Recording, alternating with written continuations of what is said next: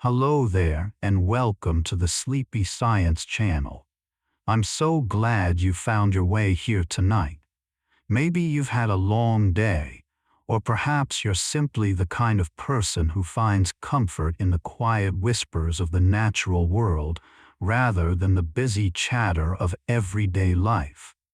Either way, you're exactly where you need to be. Tonight, we're going to wander together through the gentle mysteries of nature, through forests that breathe in rhythm with ancient time, across meadows where flowers bloom in secret languages, and beneath waters that hold stories older than human memory.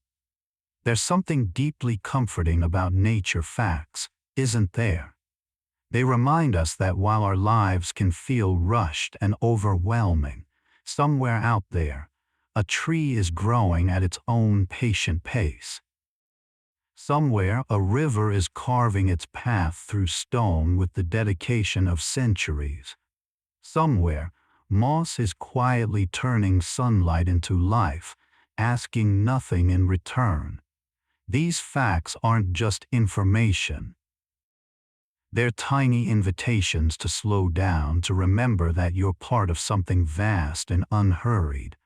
Before we begin our journey, I want to invite you to get comfortable, really comfortable. Adjust your pillow, let your shoulders drop away from your ears, unclench your jaw if you're holding tension there. You don't need to remember anything from tonight's journey. You don't need to stay awake for every fact. In truth, if you drift off halfway through, that's not failure. That's exactly the point. This is a space without pressure, without deadlines, without the need to perform or achieve. If you're enjoying these bedtime journeys, I'd be grateful if you'd subscribe to the channel and leave a like. It helps others find their way here too, to this quiet corner of the internet where we can all rest together. Tonight, we'll explore the most soothing truths about the natural world. Facts about how forests communicate in whispers, how certain flowers can bloom for 100 years, how rivers remember their paths, and how the smallest creatures perform the most extraordinary quiet miracles. Let these facts wash over you like a gentle stream. There's no test tomorrow. There's only this moment, this breath, this invitation to let go. So settle in, dear listener. Let's walk together into the peaceful heart of nature, where everything moves at exactly the pace it should, and where you, too, can finally rest. Let's begin in the forest, where trees have been standing long before you were born, and where they'll likely stand long after, keeping their patient watch over the world. Scientists have discovered that trees can communicate with one another through an underground network of fungi that connects their roots, a system some researchers affectionately call the wood wide web. Through these fungal threads, trees share nutrients, sending sugars to saplings that stand in too much shade to photosynthesize adequately. An older tree, sensing a younger one's struggle, may redirect its own resources downward, feeding the next generation. It's a kind of generosity that asks for nothing immediate in return, a slow gift given in the language of chemistry and time. When you walk through a forest, you're walking above a conversation that's been unfolding for longer than human civilization, a dialogue of roots and fungi, of give and take, happening in the dark soil beneath your feet. There's a particular tree in Sweden, a Norway spruce, whose root system has been alive for over 9,500 years, making it one of the oldest living organisms on Earth. The visible trunk you'd see if you visited isn't that old. It's only a few centuries in age. But beneath the surface, the roots have persisted through millennia, continually sending up new trunks as older ones die, an endless cycle of renewal happening in slow motion. This tree was already ancient when the pyramids were built, when the first human cities rose from the dust. It has weathered ice ages and warm periods, storms and calm seasons, never hurrying, never rushing, simply persisting in its quiet way. There's something profoundly restful about that kind of endurance, isn't there? The knowledge that survival doesn't always mean speed or aggression, but sometimes just means staying rooted, staying present, season after season after season. In the Amazon rainforest, the trees create their own rain. The forest breathes out moisture through its leaves in a process called transpiration, releasing water vapor into the air. This moisture rises, cools, condenses, and falls again as rain, which the trees then drink, continuing the cycle. In this way, the forest is both mother and child to itself, creating the very conditions it needs to survive. Scientists estimate that more than half of the rainfall in the Amazon comes not from the ocean, but from the forest's own breath. It's a closed loop of giving and receiving, a conversation between earth and sky mediated by leaves and light. When you think about a rainforest, you might picture it as just receiving rain from above, but the truth is more beautiful. The forest is actively participating in its own nourishment, exhaling the water that will return to sustain it. Moss, that soft green carpet that grows on stones and tree bark, can survive being completely dried out, only to spring back to life when water returns. Some mosses can remain dormant for years, decades even, waiting patiently in a state of suspended animation. When rain finally comes, within hours they reawaken, turning green again, resuming their slow, quiet work of photosynthesis. They don't panic in the drought. They don't struggle against the dryness. They simply wait, knowing at some cellular level that water will return as it always does. There's a lesson in that patience, in the trust that what we need will come again, that dormancy isn't death but just another phase of living. Moss asks so little from the world, needs no soil, no deep roots, just a surface to cling to and occasional moisture, and yet it transforms bare rock into something soft and living. Bamboo is one of nature's most patient plants, in a way that seems almost mythical. Some species of bamboo will grow for years, even decades, showing barely any progress above ground. A bamboo plant might spend 5 years, or even 20, developing an extensive root system beneath the soil, building its foundation in the darkness where no one can see its work. Then, when conditions are right, it shoots upward at an astonishing rate, some species growing 3 feet in a single day. But that rapid growth isn't sudden at all, not really.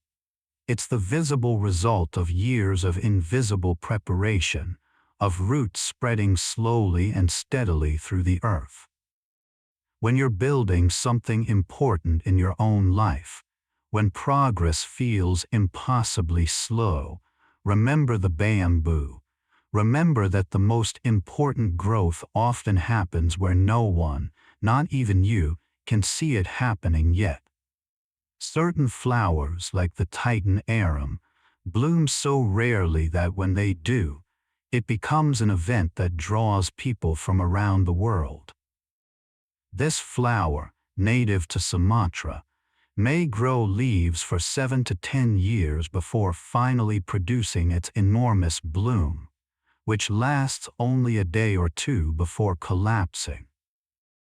The plant pours all its stored energy into that brief flowering, creating a structure that can reach 10 feet tall, the largest unbranched inflorescence in the world. It blooms, it releases its scent, it attracts its pollinators, and then it's over, and the plant returns to years of patient waiting. There's something almost heartbreaking, and yet beautiful about that kind of patience, about waiting years for a single moment of fullness. It reminds us that some experiences are precious precisely because they're brief, that not everything needs to last forever to be worthwhile, that timing, in nature as in life, is everything.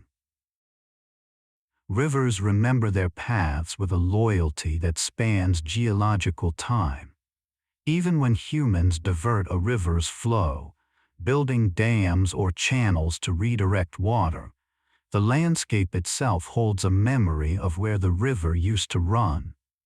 After floods or earthquakes, or sometimes over decades of gradual shifting, rivers often find their way back to their old courses, following depressions in the land that their previous passage created.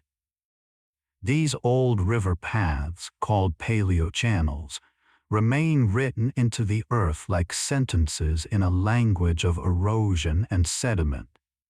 A river that hasn't flowed through a valley for 1,000 years might still have left its signature in the soil, and given the chance, water will seek that familiar route again. There's a persistence in water, a way it shapes the world not through force alone but through patient repetition, the same gentle pressure applied year after year, century after century, until even mountains bow to its passage. In the deep ocean, there are regions so stable in temperature and so unchanging in their conditions that life there has evolved with extraordinary slowness. Some deep-sea creatures, like certain species of sharks and fish, can live for hundreds of years, growing imperceptibly slowly, reproducing rarely, existing in a state that seems almost like suspended animation to our time-conscious minds. The Greenland shark, dwelling in the cold waters of the North Atlantic and Arctic, may live for 400 years or more, not reaching sexual maturity until it's over a century old. Imagine a creature born before the Pilgrims landed in America, still swimming today through the dark, cold waters, witnessing generations of humans come and go, while it moves through its own slow arc of existence. Time means something different in the deep ocean, where darkness is permanent and change happens at a pace that makes glaciers look hurried. Coral reefs, those vibrant underwater cities, are built by billions of tiny creatures working together, each coral polyp constructing its small calcium carbonate home. Over centuries and millennia, these individual efforts accumulate into structures so massive they can be seen from space. The Great Barrier Reef, stretching over 1,400 miles along Australia's coast, is the largest living structure on Earth, built grain by creatures no bigger than your fingernail. Each polyp doesn't see the reef as a whole, doesn't understand the magnitude of what it's creating. It simply does its small part, building its tiny home, and the collective result is something magnificent. There's a profound comfort in that, in the idea that small, consistent efforts, repeated faithfully over time, can create something far greater than we can imagine. You don't need to see the whole picture to contribute to something beautiful. You just need to show up and do your small part and trust that it matters. In the forests of the Pacific Northwest, fallen trees don't simply decay and disappear. They become what ecologists call nurse logs, serving as raised beds where new trees can germinate and grow. A single fallen log might support dozens of seedlings, providing them with nutrients as it slowly decomposes, elevating them above the forest floor where they can access more light. These young trees often grow in a line, following the length of the fallen log, creating what looks like a natural colonnade. Eventually, the nurse log decomposes completely, leaving only a line of mature trees standing on stilted roots, their origin story written into their shape. What looks like an ending, a tree's death and fall, turns out to be a beginning for the next generation. Death and life aren't opposites in the forest. They're partners dancing together, each making the other possible. The aurora borealis, those shimmering curtains of light that wave across northern skies, are nature's way of making visible the invisible. These lights occur when charged particles from the sun collide with gases in Earth's atmosphere, releasing energy in the form of photons that we perceive as green, red, purple, and blue waves of light. Indigenous peoples have watched these lights for thousands of years, weaving them into stories and legends, seeing in them the spirits of ancestors or messages from other worlds. Scientists see them as evidence of our planet's magnetic field at work, protecting us from solar radiation by channeling it toward the poles. Both interpretations hold truth. The aurora is simultaneously a physical phenomenon and a poem, a fact and a feeling, a scientific event and a spiritual experience. Nature doesn't draw hard lines between these categories. Something can be explained and mysterious at the same time, understood and still full of wonder. Certain species of trees, like aspens, don't just grow as individual organisms but as connected colonies. What looks like a forest of separate aspen trees is often actually a single organism, all the trunks connected by a shared root system, genetically identical, rising from the same ancient root mass. In Utah, there's a colony of aspens called pando, meaning I spread, that covers over 100 acres and weighs an estimated 6,000 tons, making it potentially the heaviest organism on Earth. All those trunks, over 40,000 of them, are the same individual, expressing itself across the landscape. Pando may be over 80,000 years old, though individual trunks live only about 130 years. The individual trunks rise and fall like waves, but the organism persists, eternal as long as the roots survive. It's a beautiful metaphor for how we're all more connected than we appear, how what seems separate might be part of a larger whole we can't see. In the desert, where life seems impossible, where water is scarce and heat is relentless, cacti have developed extraordinary strategies for survival. They breathe differently than most plants, opening their pores at night rather than during the day to minimize water loss. While other plants take in carbon dioxide during daylight, cacti wait for darkness, when temperatures drop and humidity rises, storing the CO2 they collect and processing it when the sun returns. This means a cactus is having its most active exchange with the atmosphere while we sleep, quietly breathing in the cool desert night. Some cacti, like the saguaro of the Sonoran Desert, can live for 200 years, growing slowly but persistently, their accordion-pleated trunks expanding to store precious water. A large saguaro can hold several tons of water inside its flesh, a reservoir that sustains it through months without rain. These plants teach us something about adaptation, about finding a way to thrive even when conditions seem impossible, about patience, and the wisdom of doing things differently when the usual approach won't work. Soil, which we often think of as just dirt, is actually one of the most complex and alive ecosystems on Earth. A single teaspoon of healthy soil contains more organisms than there are people on the planet. Billions of bacteria, millions of fungi, thousands of protozoa and nematodes, all working together in an intricate dance of decomposition and creation.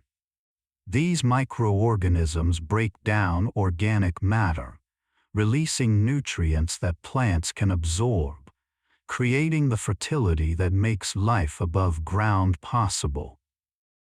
Without soil organisms, there would be no forests, no grasslands, no food for herbivores or humans.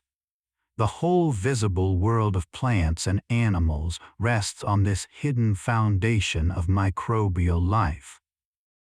When you walk on Earth, you're walking on a living community, a vast cooperative society that asks nothing of us but gives us everything. There's something humbling about that, about realizing that the smallest, most overlooked parts of nature are actually the foundation upon which everything else depends. Mushrooms are the fruiting bodies of fungi, the temporary visible expressions of organisms that live mostly underground or inside wood. The main body of a fungus is a network of thread-like cells called mycelium, which spreads through soil or organic matter, sometimes covering enormous areas. In Oregon, there's a honey fungus whose mycelium covers over 2,000 acres, making it possibly the largest single organism in the world by area. This fungus has been growing for thousands of years, quietly spreading beneath the forest, connected to itself across miles of landscape. Most of the time, we don't see it at all. Then, when conditions are right, when moisture and temperature align, it sends up mushrooms, those familiar shapes that we recognize. But these are just the tip of the iceberg, the smallest visible part of something vast and hidden. It's a good reminder that most of what's important and real in life isn't always visible on the surface, that there's always more happening beneath, in the depths, in the hidden places. The oldest known living thing is a bristlecone pine tree in California's White Mountains, nicknamed Methuselah, which has been alive for over 4,800 years. This tree was already old when the Egyptian pyramids were being built, was ancient when Rome fell, was witness to the entire span of recorded human history, and then some. It grows in harsh conditions, high altitude and poor soil, which paradoxically contributes to its longevity. Growing slowly, the tree produces dense wood that's highly resistant to decay, insects, and disease. It doesn't waste energy growing fast. It focuses on endurance, on simply continuing, year after year, ring by ring. Standing in its presence, visitors often report a strange sense of temporal vertigo, a realization of how brief an individual human life is compared to the lifespan of this single living organism.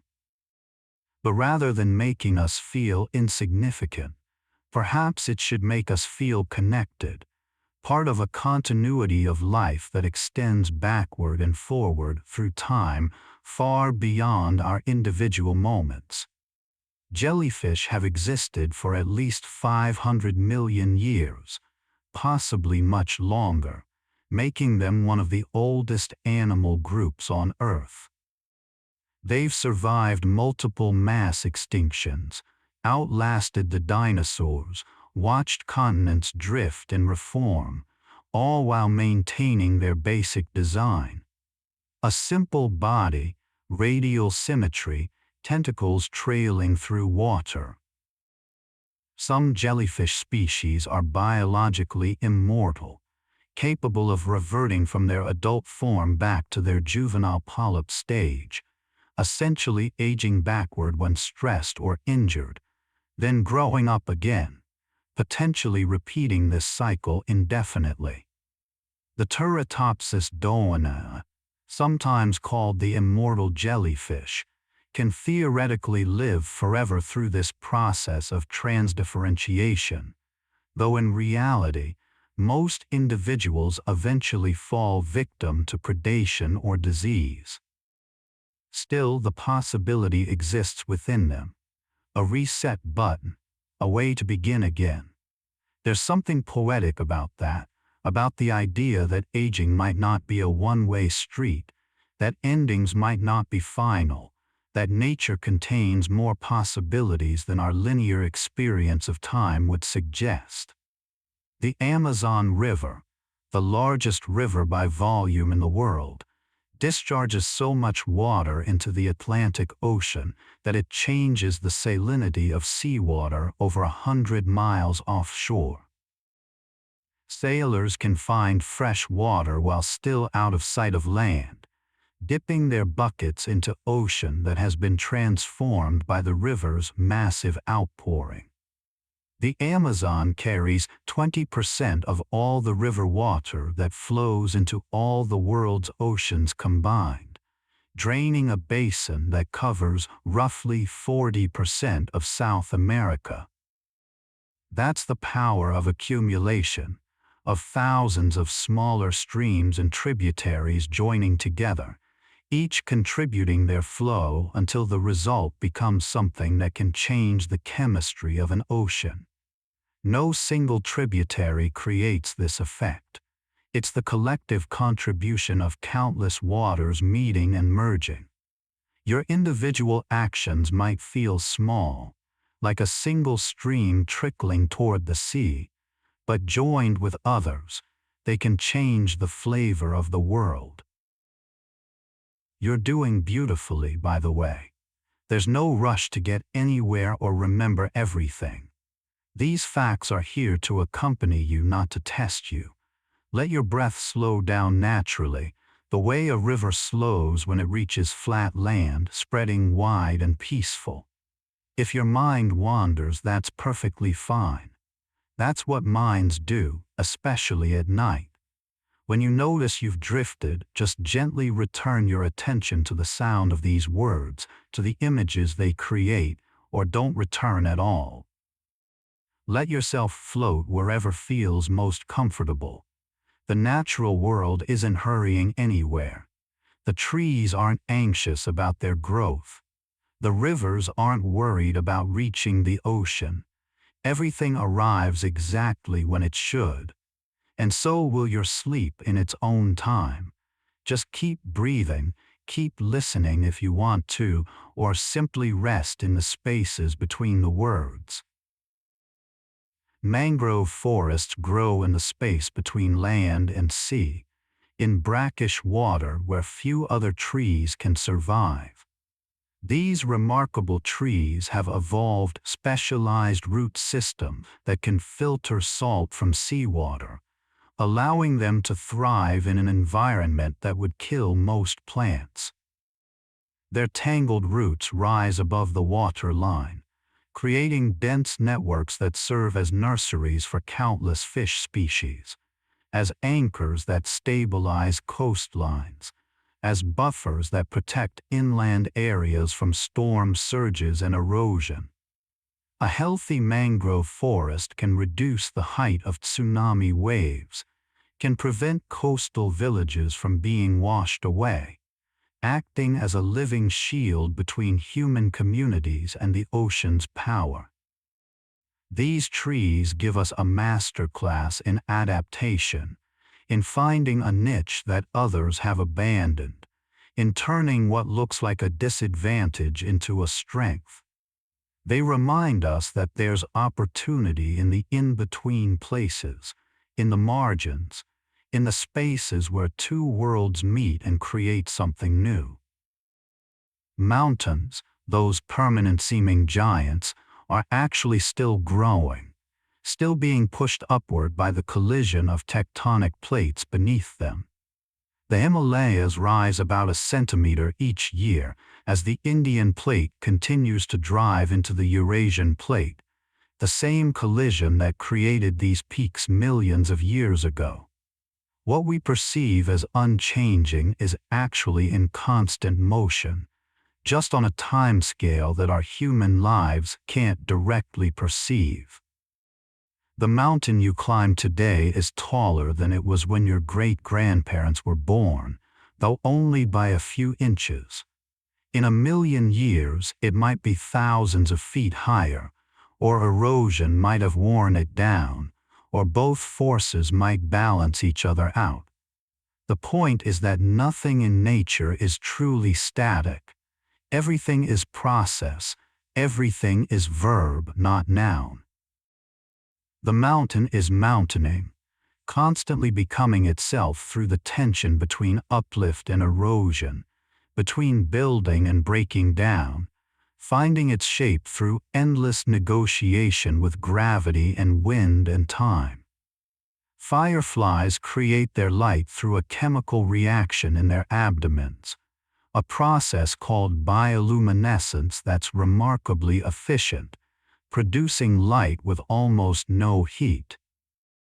While our electric bulbs waste 90% of their energy as heat, fireflies convert nearly 100% of their chemical energy directly into light.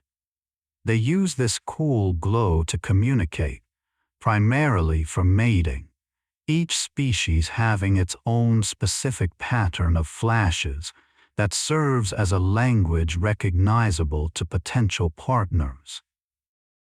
On summer evenings, meadows and forest edges become stages for these light shows, hundreds or thousands of fireflies signaling in the darkness, each individual light tiny and brief, but the collective effect magical, transforming an ordinary field into something that looks like it belongs in a fairy tale. There's no central coordination, no conductor directing the performance. Each firefly simply does what it does, flashing in its specific pattern, and the beauty emerges from all of them being themselves simultaneously, not despite their differences, but because of them. The deepest roots ever discovered belong to a fig tree in South Africa, reaching over 390 feet into the earth, deeper than many buildings are tall. We usually think of trees as reaching upward, as being about height and leaves and sky. But actually, many trees invest as much or more of their structure below ground as above. These hidden root systems mirror the visible tree, creating an underground reflection that stabilizes, nourishes, and anchors the organism in place. The deeper the roots, the more a tree can weather storms, access water during droughts, and stand firm through decades of wind and weather. It's a metaphor that holds for so much of life. What you see above ground is only possible because of the foundation you can't see. The tree doesn't apologize for its roots or wish them away. It sends them deep into darkness, into earth, into places where no one will praise them, because it understands that the invisible foundation is what makes the visible crown possible. Clouds form when water vapor in the air condenses around tiny particles of dust, pollen, salt, or smoke, each droplet so small it can float on the air currents rather than falling immediately as rain. It takes about 1 million cloud droplets to form a single raindrop. Clouds are essentially communities of water droplets held together temporarily, drifting across the sky until conditions shift, and they release their water or simply evaporate away into the larger atmosphere. The specific clouds you see on any given day have never existed before and will never exist again. Each cloud is a unique, temporary sculpture of water and air, shaped by temperature, humidity, wind, and pressure. We give them names, cumulus and cirrus and stratus, but really each cloud is individual, a short-lived being that forms, drifts, transforms, and dissipates, sometimes in the span of an hour. Watching clouds is watching impermanence itself, watching the constant changing that is the only constant in nature. A gentle reminder not to hold too tightly to things, to appreciate them while they're here and let them go when they're ready to dissolve. Whales sing songs that can travel for hundreds of miles through ocean water, low-frequency calls that move through the deep sound channel, a layer of water where temperature and pressure conditions allow sound to propagate with minimal loss. A whale singing off the coast of one continent might be heard by another whale thousands of miles away. These songs are complex and structured, sometimes lasting 20 minutes, with distinct themes and patterns that change gradually over time as whales modify and evolve their music. All the humpback whales in a given ocean region sing variations of the same song in any given year, and that shared song evolves year by year, meaning whales have something like culture, like musical traditions that are learned and passed on and transformed through generations. We don't fully understand the purpose of these songs, whether they're primarily about mating, navigation, or something else we can't imagine. But we know that before human engine noise filled the oceans, whales could communicate across entire ocean basins, their voices reaching around the world through paths of water and sound. Snow, when it falls far from human civilization, blankets the world in extraordinary silence. Snow absorbs sound waves rather than reflecting them, each flake's complex structure trapping air in pockets that dampen noise. A fresh snowfall can reduce ambient sound levels by up to 60%, creating a hush that feels almost tangible, as if someone has wrapped the whole world in soft cotton. This is why forests after snowfall feel so peaceful, so removed from the ordinary noise of life. It's not just that people are quiet or that traffic sounds don't reach into the woods. It's that the physical properties of snow create an acoustic environment unlike any other, absorbing the small sounds that usually fill our environment, the rustling and creaking and distant humming we don't even notice until they're gone. In that sound-dampened space, you can hear your own heartbeat, your own breath, reminded that you're not just an observer of silence but a participant in it, another breathing creature in the quiet white world. Lichen is not a single organism, but a partnership between a fungus and an algae or cyanobacteria, two completely different kinds of life forms living together so intimately that they appear to be one thing. The fungus provides structure and protection, while the photosynthetic partner produces food from sunlight.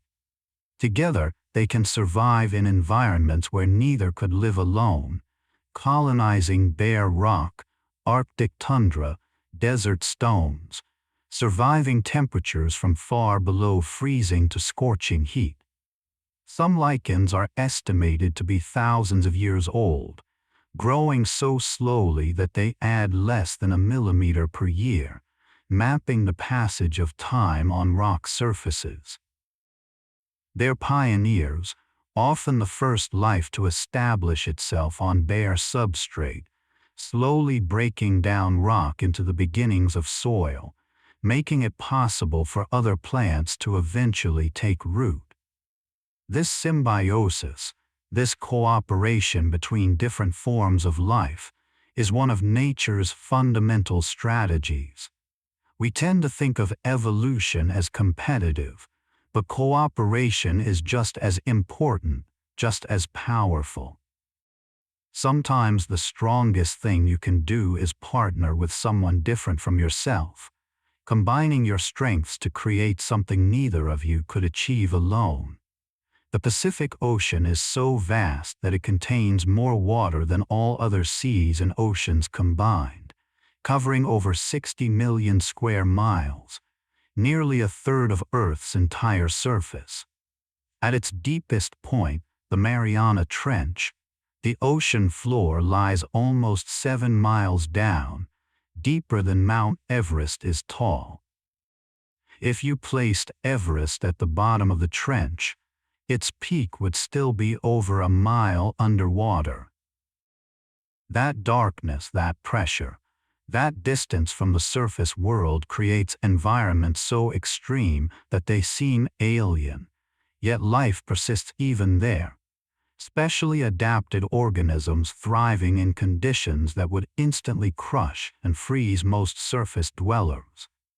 The ocean holds 97% of Earth's water and produces over half of the oxygen we breathe, generated by phytoplankton, tiny photosynthetic organisms that drift in sunlit surface waters.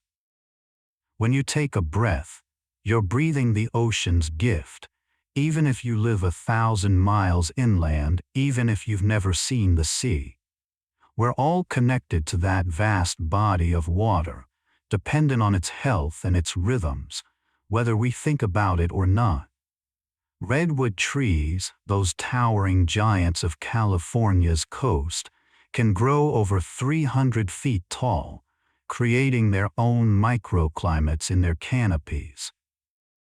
So much moisture condenses on their needles from coastal fog that they actually create rain beneath themselves, droplets falling from their branches like gentle precipitation, even when the sky is clear. These trees can live for over 2,000 years, and their wood is remarkably resistant to fire, insects, and decay, containing high levels of tannic acid that repels pests and prevents rot. When fire does damage a redwood, it often survives, sprouting new growth from buds in the bark or sending up shoots from its roots.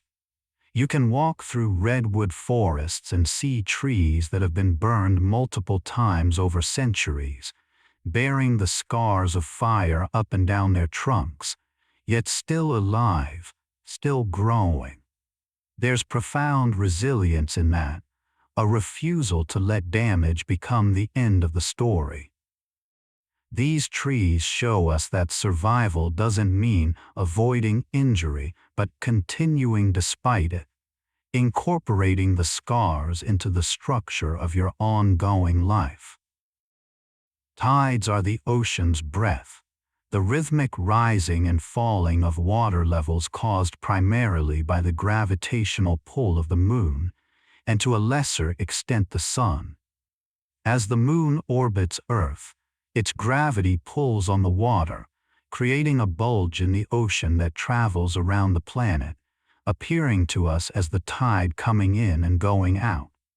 This means the ocean is constantly moving, constantly flowing in response to celestial forces, dancing to music played by the moon. Coastal areas experience this dance most dramatically, with tidal ranges that can vary from inches to over 50 feet in extreme cases like the Bay of Fundy in Canada. Ancient peoples organized their lives around tides, knew them intimately, could read the relationship between moon phase and water level, between tide and time.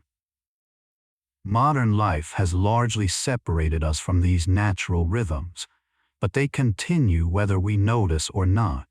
the ocean still rising and falling twice each day, still responding to the same forces that have governed it for billions of years, reliable and constant, a heartbeat of water that has never missed a beat. Seeds have extraordinary patience. Some seeds can remain dormant for decades, centuries, or in extreme cases even millennia, waiting for the right conditions to germinate. Seeds of sacred lotus plants have germinated after more than 1,000 years of dormancy, viable and healthy, sprouting into plants that are genetically ancient but physically new. The seed contains everything the plant needs to begin life, packed into a tiny package wrapped in a protective coat, able to survive desiccation, cold, heat, and time. When conditions finally become favorable, when moisture and temperature are right, the seed awakens, beginning the metabolic processes that will crack its coat and send a root downward and a shoot upward. The seed doesn't panic during its wait, doesn't question whether the right moment will ever come. It simply waits, conserving its energy, trusting in the future. That kind of patience, that kind of faith in time and process, is built into nature at the most fundamental level. The seed knows something we often forget, that the right time will come, and until then there's wisdom in rest, in waiting, in conserving your strength for when you'll really need it.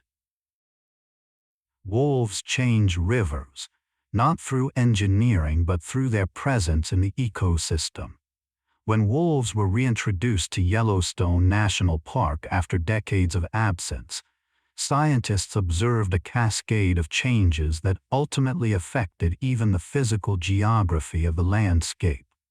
The wolves hunted deer and elk, which reduced grazing pressure on riverside vegetation. With less grazing, trees and shrubs along riverbanks grew more vigorously, their root systems stabilizing the soil. This reduced erosion, which changed the patterns of the rivers themselves, making them meander less, creating more pools, deepening channels. Birds returned to the restored riverside trees. Beavers came back, building dams that created habitat for fish and amphibians, all because wolves returned to their ecological role. This phenomenon, where a single species has outsized effects on an entire ecosystem, is called a trophic cascade, and it reminds us that everything is connected in ways we often don't see until they're broken and then repaired. The wolves didn't intend to change the rivers. They just went about being wolves, and the ecosystem responded, healing itself through their presence. Autumn leaves don't actually change color. Rather, their green fades to reveal the colors that were there all along. During spring and summer, chlorophyll, the molecule that captures light for photosynthesis, dominates the leaf's appearance, making everything look green. But other pigments are present too.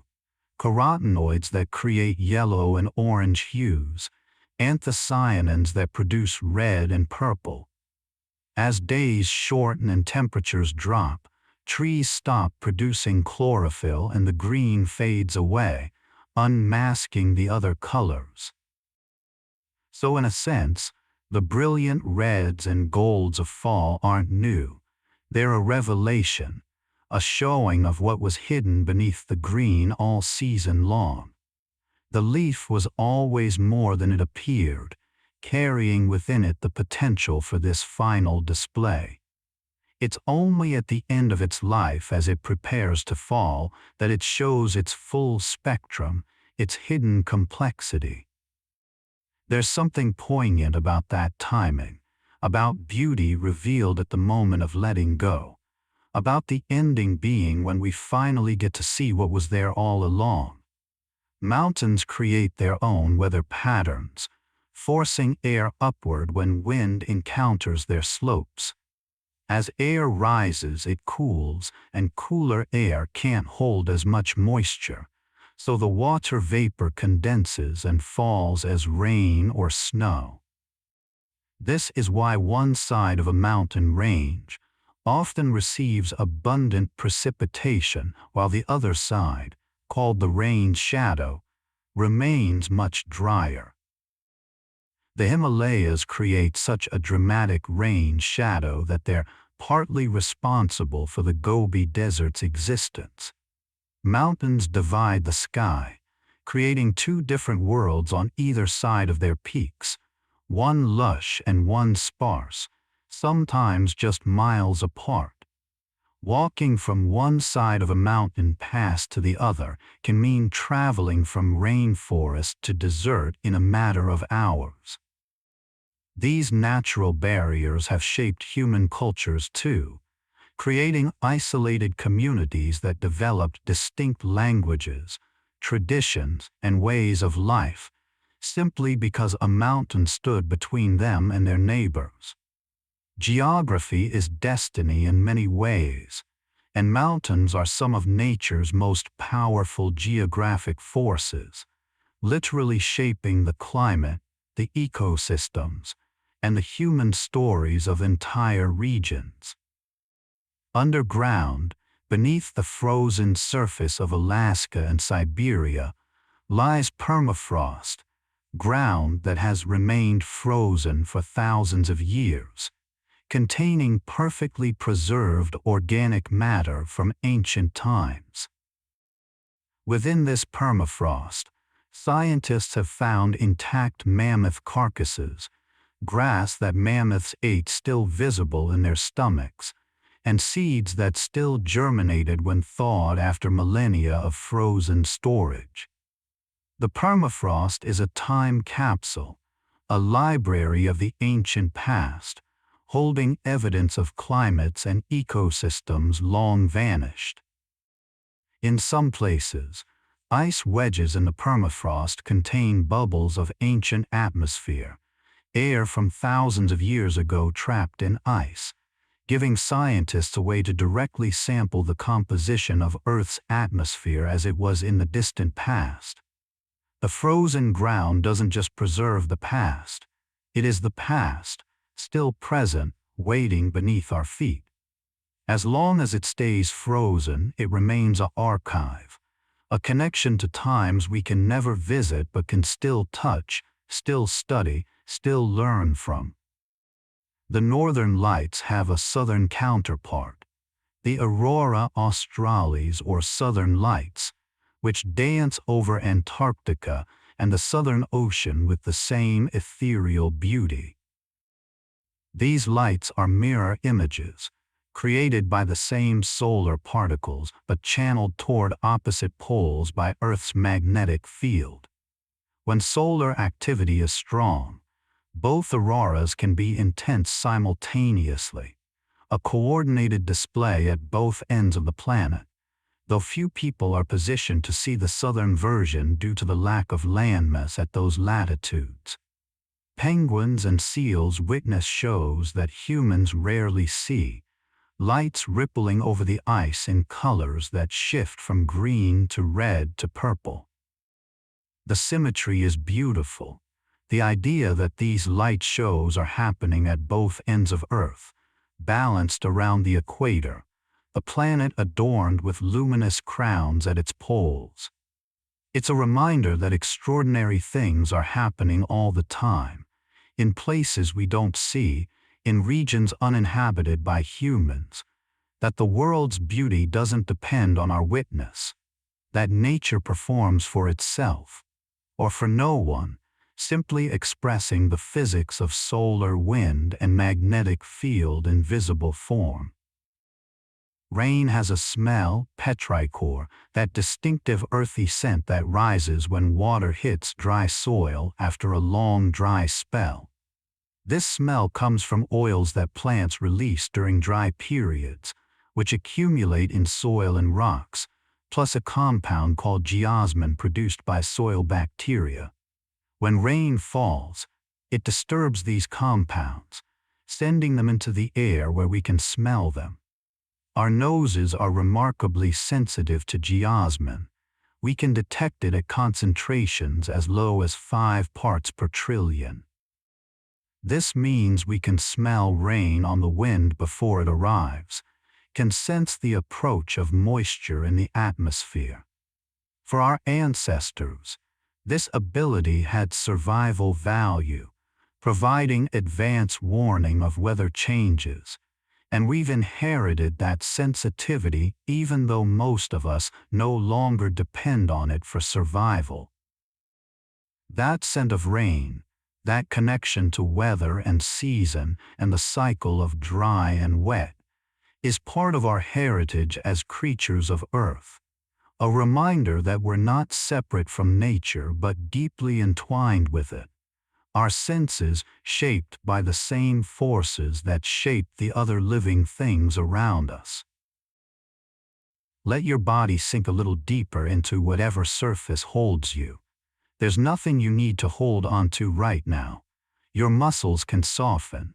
Your breathing doesn't need to be controlled or perfect. Let it find its own rhythm, the way ocean waves find theirs without thought or effort. If you've been following every word, that's lovely. If your attention has been drifting in and out like tide pools filling and emptying, that's perfect too. There's no wrong way to rest here. These facts about nature will continue whether you're fully awake or drifting toward sleep. They'll be here, gentle and patient, like a forest that doesn't mind whether you walk through it or simply know it's there. Let go of any remaining effort. Trust that sleep will come when you're ready, soft as moss, quiet as falling snow.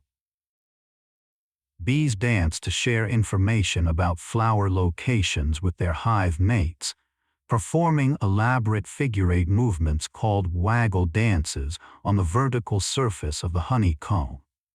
The angle of the dance relative to vertical indicates the direction of the flowers relative to the sun's position, while the duration of the waggling portion communicates distance. Other bees watch this dance and then fly out to find the exact patch of flowers being described, navigating by the sun and the bee's instructions. It's a sophisticated form of communication, encoding three-dimensional spatial information in movement, translating landscape into choreography. The bee doesn't draw a map or speak words. It literally embodies the direction and distance, becomes the message itself through movement. And other bees can read this message, can decode the dance and find flowers they've never visited before based solely on their hive mate's performance. This is symbolic language, abstract communication, something we once thought only humans possessed. But it turns out bees have been speaking to each other in dance for millions of years, sharing knowledge, cooperating, making the invisible visible through movement. Glaciers move, though so slowly that we usually perceive them as frozen and static. They flow like rivers, but rivers of ice instead of water, grinding downhill under their own immense weight at rates that might measure inches per day or feet per year. As they move, they carry rocks and debris, carving valleys and shaping mountains, creating the distinctive U-shaped valleys and hanging valleys that mark landscapes where glaciers have passed. The glaciers that carved Yosemite Valley, the fjords of Norway and the Great Lakes are gone now, melted away at the end of the last ice age, but their work remains, written into the bones of the land.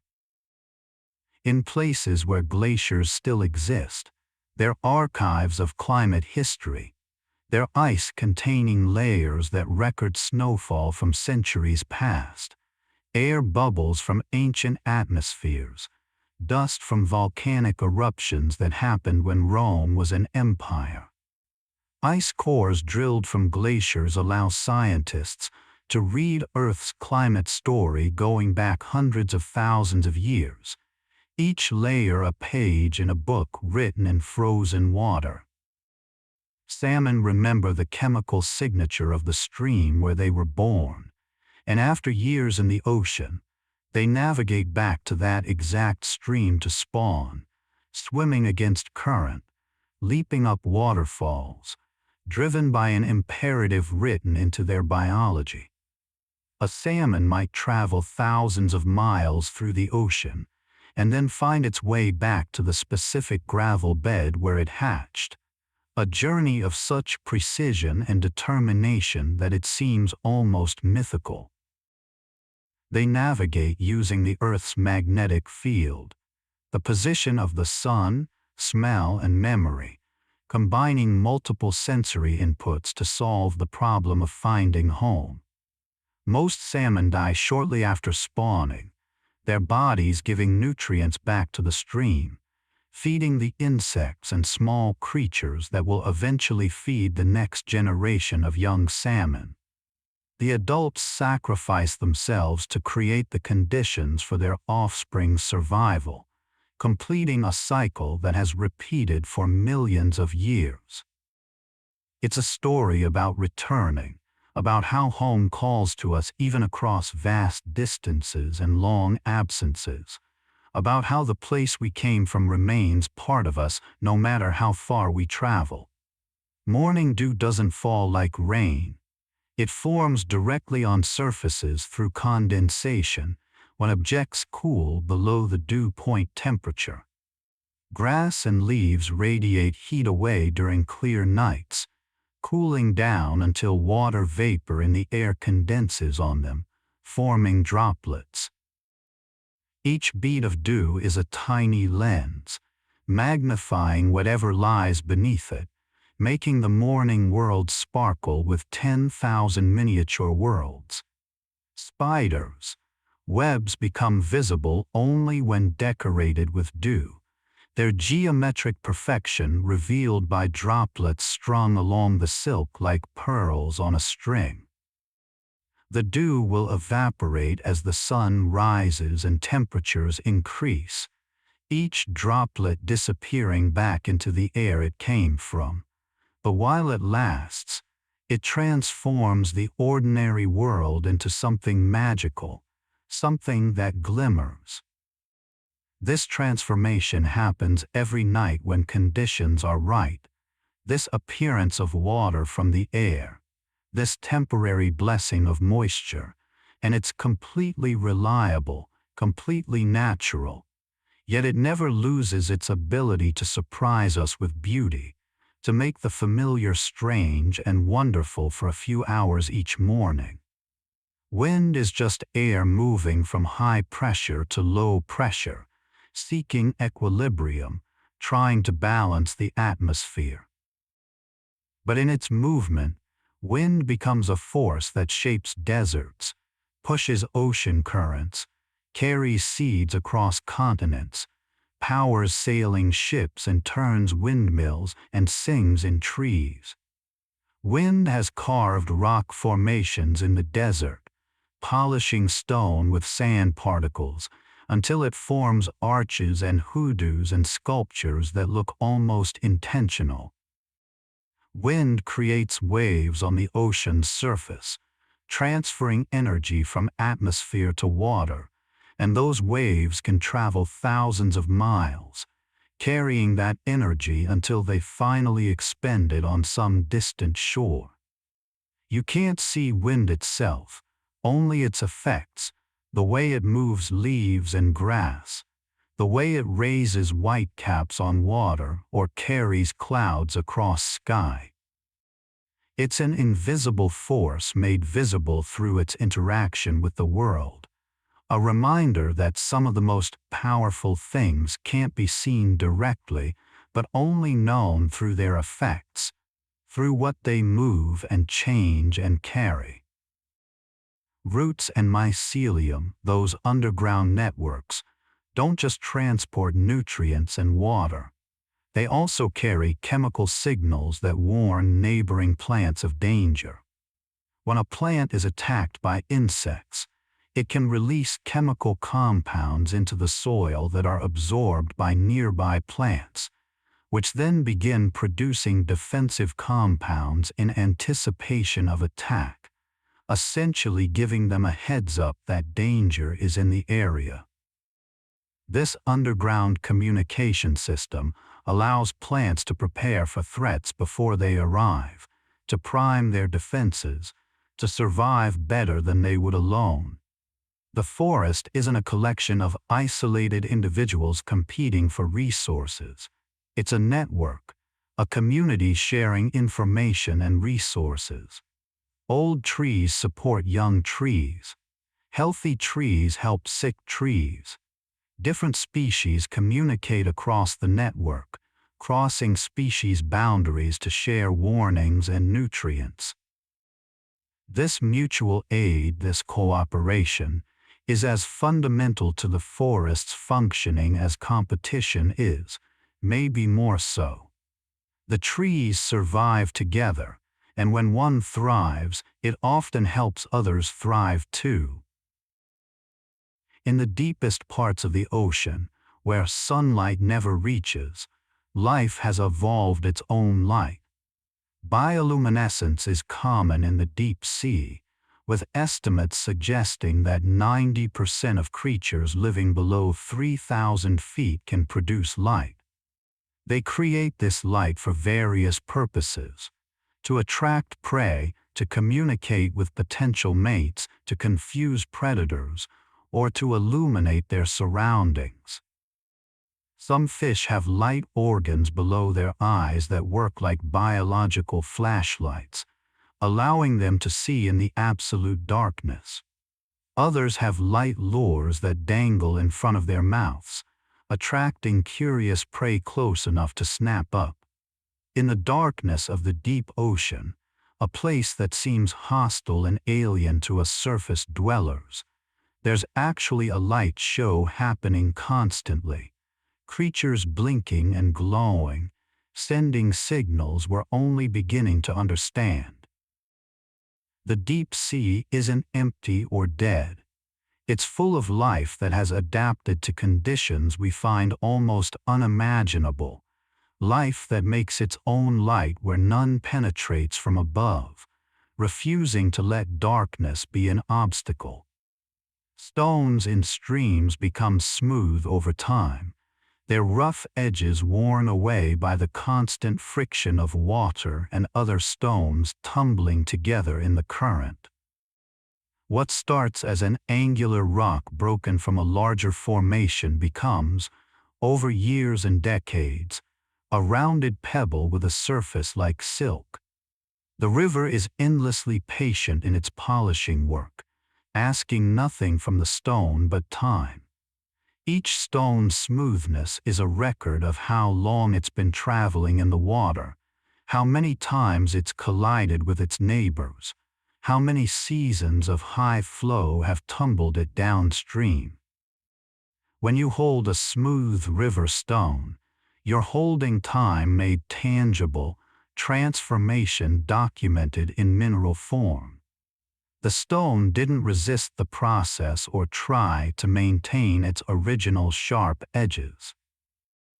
It allowed itself to be shaped by its circumstances, and the result is something smooth and pleasant to touch, something refined by its journey. There's a life lesson in that, in allowing experience to polish our rough edges, in surrendering to the processes that shape us rather than fighting them. Hurricanes are nature's way of redistributing heat from the tropics toward the poles, massive heat engines powered by warm ocean water. When sea surface temperatures rise above about 80 degrees Fahrenheit, they provide enough energy to spawn these swirling storms. The hurricane draws moisture from the ocean surface, and as that moisture rises and condenses, it releases heat, which fuels the storm's winds and drives more air upward in a self-reinforcing cycle. Viewed from space, hurricanes are beautiful, symmetric spirals of cloud with a clear eye at the center, looking more like works of art than destructive forces. The eye of a hurricane is a region of calm, clear sky surrounded by the most intense winds of the storm, a moment of peace at the center of violence. From inside the eye, you can see blue sky above while walls of cloud tower around you in every direction. It's a reminder that sometimes the calmest place is right at the center of chaos, that stillness and storm can exist side by side, that peace doesn't always mean the absence of surrounding turmoil. Bark is a tree's skin, a protective layer that shields the living wood beneath from fire, cold, disease, and insects. As a tree grows, it adds new wood on the inside, and the bark must split or peel or stretch to accommodate the expanding trunk. Different tree species have evolved different bark strategies.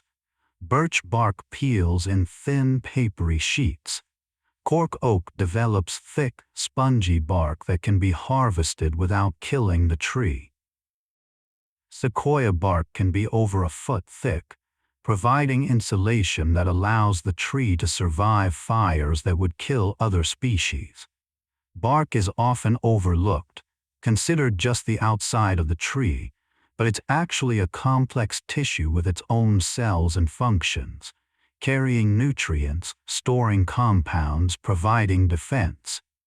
Running your hand along bark, you can feel the tree's history, the places where it's healed wounds where branches once grew, where it's adjusted to lean toward light. Bark is a text written in texture, a story told in ridges and furrows, a record of growth and survival. Fog is simply a cloud at ground level, formed when water vapor condenses into tiny droplets suspended in air near the surface. In some coastal areas, fog is the primary source of moisture, more important than rain. Redwood forests in California receive significant water not from rainfall but from fog drip, moisture condensing on needles and dripping to the ground. Some ecosystems are entirely dependent on fog, their existence possible only because moist air from the ocean is cooled as it rises over coastal hills, condensing into the fog that bathes the landscape in water. Walking through fog changes your perception of distance and scale, muffling sound and limiting visibility to just a few feet in any direction.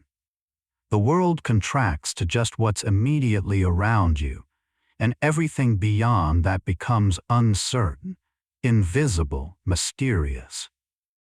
Fog reminds us that the world is larger than what we can see, that beyond our limited sphere of vision, things continue to exist and unfold, whether we perceive them or not.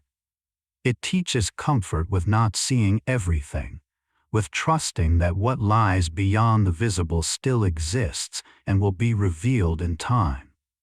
The longest living animal we know of is the Greenland shark, which can live over 400 years, perhaps even 500. These sharks live in the cold waters of the North Atlantic and Arctic, growing extremely slowly, only about a centimeter per year. They don't reach sexual maturity until they're over 150 years old, meaning a shark alive today might not be able to reproduce until the year 2175. These creatures swim through the same waters their ancestors swam through centuries ago, witnessing changes in ocean chemistry, temperature, and ecosystems that happen on timescales that dwarf human lifetimes. A Greenland shark born in the early 1600s could theoretically still be alive today, having lived through the entire span of modern history while simply doing what sharks do: swimming, hunting, existing in the cold, dark water. It's a reminder that time isn't the same for all creatures. That experience isn't measured only in years. That longevity doesn't necessarily mean complexity or consciousness, but simply continuation, the persistence of life through century after century of change.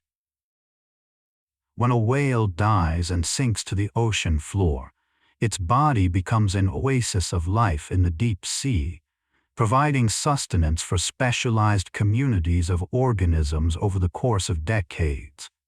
This phenomenon, called a whale fall, happens in stages. First, mobile scavengers like sharks and hagfish feast on the soft tissue.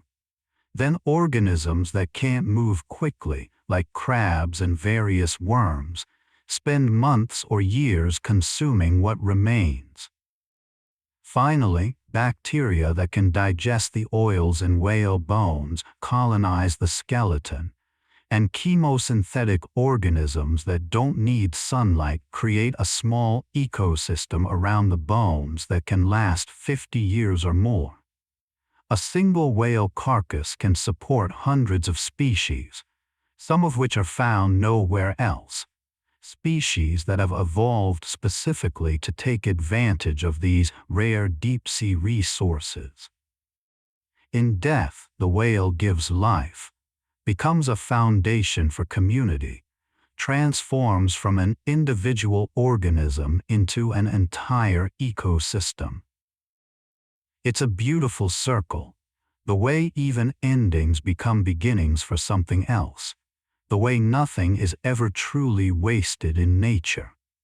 Lightning is a massive electrical discharge, a sudden flow of electricity between cloud and ground, or between different parts of a cloud, heating the air to temperatures that can exceed 50,000 degrees Fahrenheit, several times hotter than the surface of the sun. This instantaneous heating causes the air to expand faster than the speed of sound, creating the shock wave we hear as thunder. Lightning seeks the path of least resistance to the ground, which is why it so often strikes the tallest object in an area, like a tree or a building. The lightning bolt we see is actually several strokes happening in rapid succession, so fast that our eyes perceive it as a single flash. Globally, there are about 40 to 50 lightning strikes every second, a continuous electrical conversation between Earth and atmosphere, mostly in tropical regions where convective storms are frequent. Storm clouds are nature's generators, separating electric charge through the collision of ice particles and water droplets, building up voltage until it breaks down the air's resistance and seeks ground, sometimes from many miles away. Each flash lasts only a fraction of a second, but in that moment, it briefly creates a pathway where air becomes conductor, where sky and earth connect directly. Monarch butterflies undertake one of nature's most remarkable migrations, traveling up to 3,000 miles from North America to specific forests in central Mexico where they overwinter. What makes this even more extraordinary is that no individual butterfly makes the round trip. The monarchs that arrive in Mexico in the fall are the great-great-grandchildren of those that left in the spring, meaning no butterfly has ever made this journey before. Yet they find their way to the same trees that their ancestors used, trees they've never seen, in a place they've never been. How they navigate is still not completely understood, though it involves sun position, Earth's magnetic field, and genetic programming. Millions of monarchs cluster in the Mexican forests, coating the trees in orange and black, their collective weight sometimes breaking branches. When they take flight, the air fills with butterflies, the sky becoming alive with their movement. In spring, they begin the journey north, but it will take several generations to complete, each butterfly living only a few weeks, passing the route on through instinct and biology. Caves develop over immense timescales, water slowly dissolving limestone or other soluble rock, creating passages and chambers underground. Inside caves, time seems to slow down or even stop.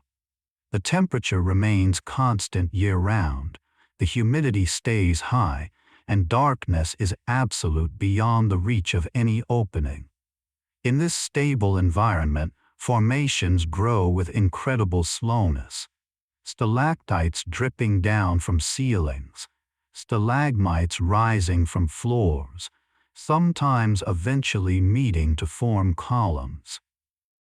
These formations grow at rates typically measured in millimeters per century, meaning a large stalactite might represent tens of thousands of years of patient mineral deposition, water carrying dissolved minerals, evaporating, leaving behind tiny increments of stone.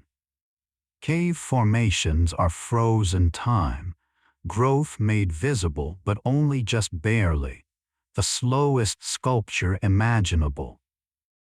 Some caves contain formations called halictites that seem to defy gravity, growing sideways or even upward, following the path of water through capillary action rather than simply dripping straight down. The result is alien-looking structures that seem like they belong on another planet, proof that nature's creativity isn't limited to the surface world, but extends into the hidden spaces beneath our feet. The forest floor is a layer cake of time, each layer representing fallen leaves and organic matter from different years decomposing at different rates. In temperate forests, it might take a single leaf several years to fully decompose, broken down by bacteria, fungi, insects, worms, and other organisms that make their living recycling nutrients.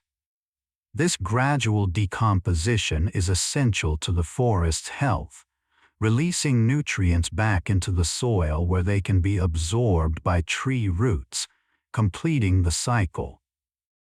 Walk through a forest, and you're walking on the past, on years and decades of accumulated life that's in the process of becoming soil, becoming the foundation for future growth.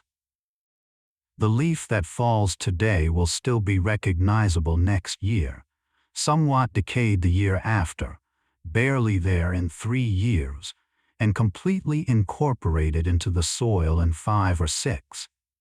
This patient recycling never stops, never hurries, simply continues season after season, the forest eating itself and being renewed by that consumption. Death and life so thoroughly mixed that they're impossible to separate. Frost creates patterns on windows and plants that seem impossibly delicate and artistic, branching designs called dendrites that look like ferns or feathers.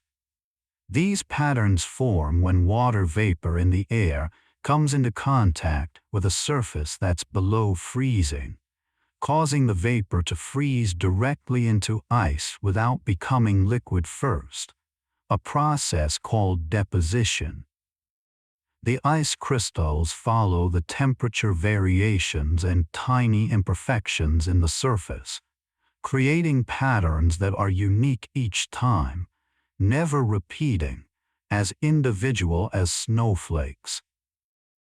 The designs look intentional, like someone drew them with incredible precision, but they're purely the result of water molecules arranging themselves according to the physics of crystal formation.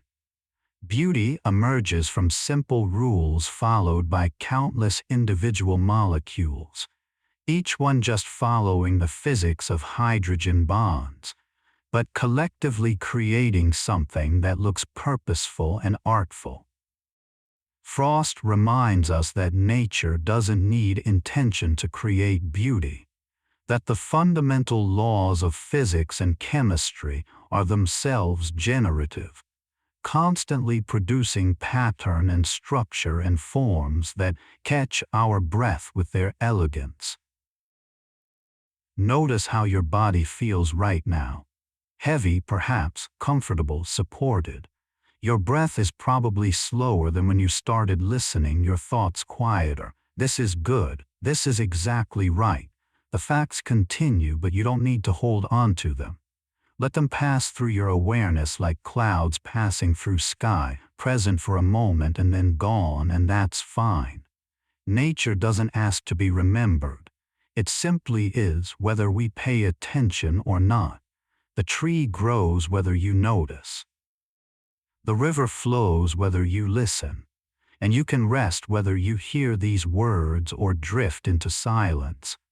Either way, you're held by the same world these facts describe, part of the same patterns, the same cycles. You belong here in this moment of rest. Let yourself settle like sediment in still water, gently falling to a place of peace. Tides create unique ecosystems in the intertidal zone, that ribbon of land that's underwater at high tide and exposed at low tide. Organisms living here must be able to survive both submersion and exposure, both the crashing of waves and the heat of direct sun. Barnacles cement themselves to rocks and close their shells tight when exposed, waiting for water to return. Mussels anchor themselves with tough threads and filter food from water when submerged. Sea stars hunt in tide pools, slowly prying open shells with their persistent tube feet. Anemones look like flowers but are actually animals, withdrawing their tentacles when the tide goes out. The intertidal zone is a place of constant change, where conditions shift dramatically twice each day, and yet it's one of the most productive and biodiverse marine environments. Life here has become incredibly adaptable, able to thrive in circumstances that change rhythmically, predictably, but dramatically. It's a masterclass in flexibility, in finding opportunity in the spaces between, in the borderlands where two different worlds meet and overlap. Volcanic soil is incredibly fertile, rich in minerals that plants need, which is why civilizations have so often grown up near volcanoes despite the danger. When lava and ash weather and break down over time, they release nutrients like phosphorus, potassium, and magnesium into the soil. After an eruption, land that looks dead and sterile, covered in gray ash or black rock, will gradually be colonized by lichens and mosses, then by ferns and small plants, then by shrubs and eventually trees, until decades or centuries later, the volcanic wasteland has transformed into productive land. This succession, this patient rebuilding of ecosystem from bare substrate, happens according to a predictable sequence, each stage creating conditions that make the next stage possible. The pioneers who first colonized bare rock are essentially sacrificing themselves to make the land habitable for those who follow, breaking down rock, adding organic matter, creating the beginnings of soil. By the time the forest is mature, the original pioneers are long gone, their contribution invisible but fundamental, the foundation upon which everything else rests. The sound of a river changes as you move from its headwaters to its mouth, from a rushing torrent in the mountains to a slow, quiet flow near the ocean. In its upper reaches, the river is young and energetic, tumbling over rocks, creating white water and constant noise. Here the river has steep gradient and fast flow, cutting down into its valley, carving its path through stone. As the river descends and reaches flatter land, it slows, widens, begins to meander, creating wide loops across the landscape. Its voice deepens and softens, becoming less a shout and more a murmur. By the time it reaches the sea, the river is broad and slow, carrying sediment that turns the water opaque, moving with quiet power rather than obvious turbulence. Each section of the river has its own character, its own ecosystem, its own relationship with the land. The river isn't one thing but many things, changing throughout its journey, aging like a living organism, gaining volume and losing speed as it travels from birth in the mountains to its merging with the ocean. The end that's also a transformation into something larger. Snowflakes form around a nucleus of dust or pollen, water vapor freezing onto this tiny particle as it travels through a cloud. The exact shape each snowflake takes depends on the temperature and humidity conditions it experiences during its formation and fall. Since each snowflake travels a slightly different path through the atmosphere, encountering slightly different conditions, each develops a unique structure. The classic statement that no two snowflakes are alike is probably true, not because there's anything magical about snow, but simply because the number of possible variations is so vast that repetition is statistically impossible. The six-fold symmetry of snowflakes, however, is consistent, a result of the hexagonal structure of ice crystals, the way water molecules prefer to arrange themselves when frozen. So each snowflake is simultaneously unique and following a universal pattern, individual, and yet bound by the same fundamental rules as all others. It's a beautiful paradox, the way nature generates endless variation within consistent parameters, never quite repeating but always recognizably itself. Redwood forests create their own ecosystem in their canopies, entire communities of plants and animals that live hundreds of feet above the ground and might never touch the forest floor. Mosses and ferns grow on branches, creating soil over time as they die and decompose. Salamanders have been found living in these canopy soil mats, amphibians that live their entire lives in the treetops, never descending to ground level. Marbled murrelets, a seabird, nest on wide branches in old-growth redwood forests, flying miles inland from the ocean to lay their eggs in the canopy. These trees create vertical worlds, ecosystems stacked on top of each other, each layer with its own community of inhabitants. The canopy is dim green light filtered through layers of needles. The forest floor is shadowed and cool, carpeted with ferns. Each level has different temperature, humidity, and light conditions, and different creatures have adapted to each zone. The forest isn't just a collection of trees but a three-dimensional structure, as complex vertically as it is horizontally. Migration is one of nature's great dramas, the seasonal movement of animals following resources, breeding grounds, or favorable climates. Arctic terns make the longest migration of any bird, traveling from Arctic breeding grounds to Antarctic waters and back each year, a round trip of over 40,000 miles. These birds essentially experience 2 summers each year, following endless daylight around the planet. Wildebeest in East Africa migrate in massive herds following the seasonal rains, their movement so predictable and dramatic that it's visible from space. Salmon migrate from ocean to freshwater streams. Monarch butterflies travel thousands of miles. Gray whales migrate the length of the Pacific coast.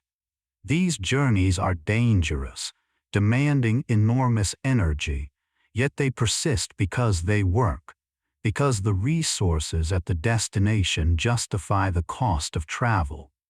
Migrants connect ecosystems, carrying nutrients and energy from one place to another, being predator in one location and prey in another, cross-pollinating plants, spreading seeds. They're living threads that tie the planet together, proof that borders and distances are human concepts that nature largely ignores. Sand is the remains of mountains, stone broken down by weather and erosion into grains small enough to be carried by wind and water.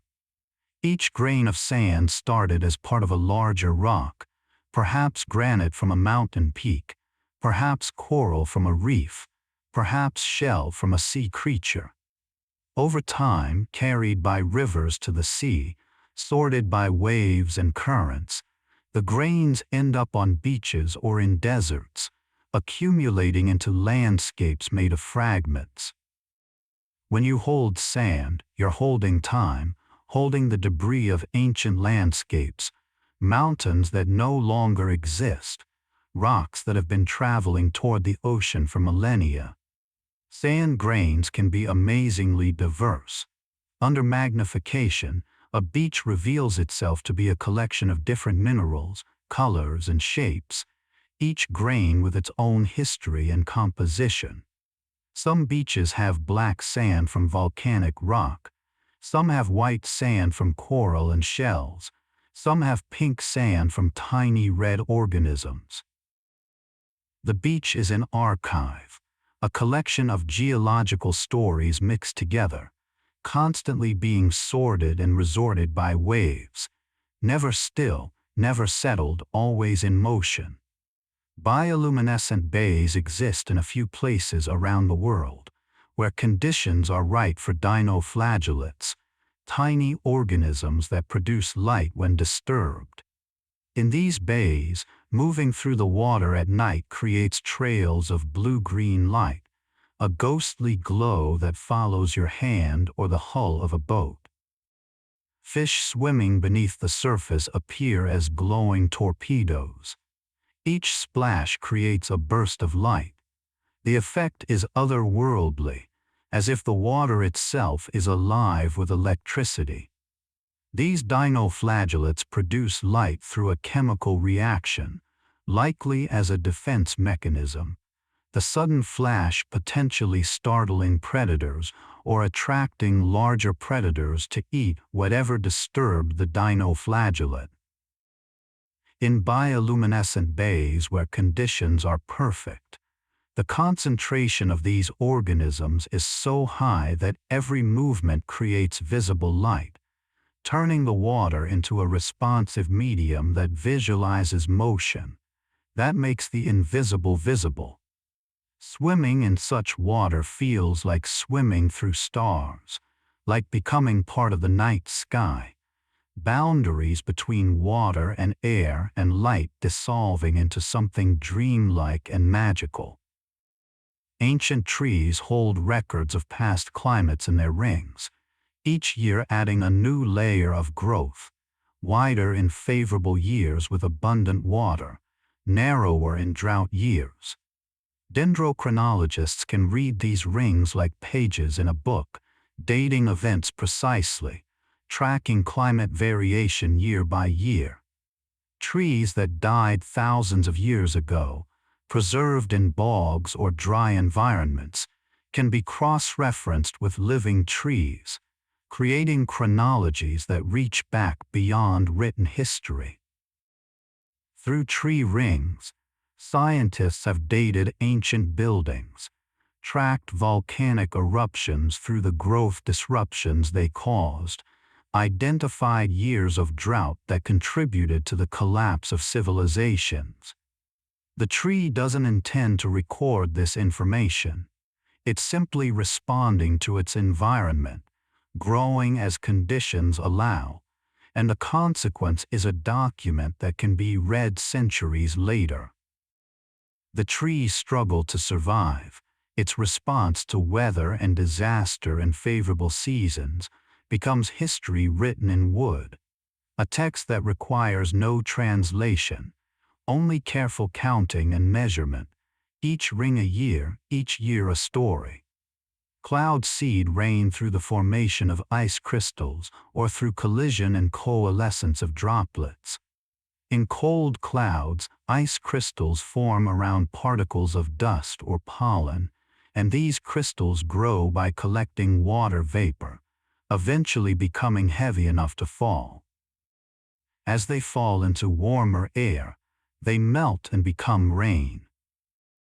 In warmer clouds, droplets collide and merge, growing from microscopic to millimeter size, until they're too heavy for air currents to support and they fall as rain.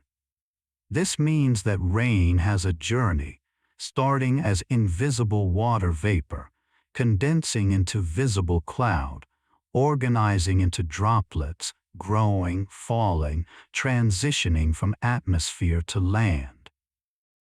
Each raindrop that hits your skin has traveled from ocean to sky to cloud to you, part of the hydrological cycle that's been operating for billions of years, recycling the same water over and over.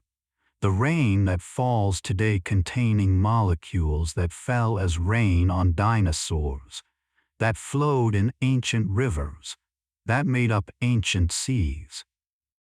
You're being touched by old water, water that's been everywhere, seen everything, tasted every continent and ocean, now falling on you before continuing its endless journey from land to sea to sky to land again. Ants are some of nature's most successful organisms, existing on every continent except Antarctica, forming colonies that can number in the millions, building sophisticated underground cities with multiple chambers for different purposes, nurseries for young, storage for food, areas for waste disposal. Different ant species have different strategies. Leafcutter ants farm fungi, cutting leaves and bringing them back to cultivate gardens underground. Army ants are nomadic, never building permanent nests, constantly moving in massive coordinated hunts. Honeypot ants use specialized workers as living storage containers, feeding them until their abdomens swell to the size of grapes, hanging from chamber ceilings as emergency food reserves. Ants communicate through pheromones, chemical signals that tell other ants where food is, where danger lurks, who belongs to the colony and who's an intruder. Watch ants and you're watching chemical conversation, information flowing through the colony in molecular form, creating coordinated behavior from individual insects that each have brains smaller than a pinhead. Somehow complexity and sophisticated problem-solving emerge from millions of simple interactions, proof that intelligence isn't always about individual capacity, but can arise from collective communication. Estuaries, where rivers meet the sea, are among the most productive ecosystems on Earth, mixing fresh water rich with nutrients from upstream with salt water from the ocean. This mixing creates brackish water environments where salt-tolerant plants like Spartina grass can thrive, building dense marshes that provide nursery habitat for countless fish and invertebrate species. Estuaries are nurseries for the ocean, places where juvenile fish grow before moving to open water, protected from large predators by shallow water and dense vegetation. They're also crucial for migratory birds, providing food and rest stops along flyways. The tidal fluctuation in estuaries brings nutrients in and carries waste out twice daily, creating dynamic environments where food is constantly being renewed. These transitional zones, neither fully fresh nor fully salt water, neither river nor ocean, support biodiversity far greater than either system alone. They remind us that borders and edges, the places where different things meet and mix, are often the most creative and productive, that fertility lives in mixing rather than in purity. The ocean floor is not flat but contains mountain ranges taller than those on land. Trenches deeper than mountains are tall, vast plains of sediment, and underwater volcanoes that occasionally break the surface to become islands. The mid-ocean ridge system, where tectonic plates spread apart and new ocean floor is created, is the longest mountain range on Earth, stretching over 40,000 miles through all the major ocean basins. Most of this landscape has never been seen by human eyes, remains unmapped in detail, home to ecosystems we're only beginning to discover. The deep ocean is the largest habitat on Earth by volume, yet we've explored less of it than we've explored the surface of Mars. There are likely species in the deep sea that we haven't even imagined yet, adaptations to those extreme conditions that evolution has invented but we haven't witnessed. The ocean holds secrets, not because it's hiding them but simply because it's so vast and so deep that we haven't had the time or technology to fully explore it. The unknown is still out there, not in space but right here on Earth, beneath the waves. Plants can't move to escape danger or find resources, so they've evolved sophisticated chemical defenses and communication systems. When a plant is being eaten by insects, it can release volatile organic compounds into the air that attract predators of those insects, essentially calling for help. The smell of fresh-cut grass is actually a distress signal, the grass releasing chemicals that in natural settings might attract predators of grass-eating insects. Some plants, like acacias, produce nectar that attracts ants, which then defend the plant against other herbivores, a mutualistic relationship where the plant provides food and the ants provide security.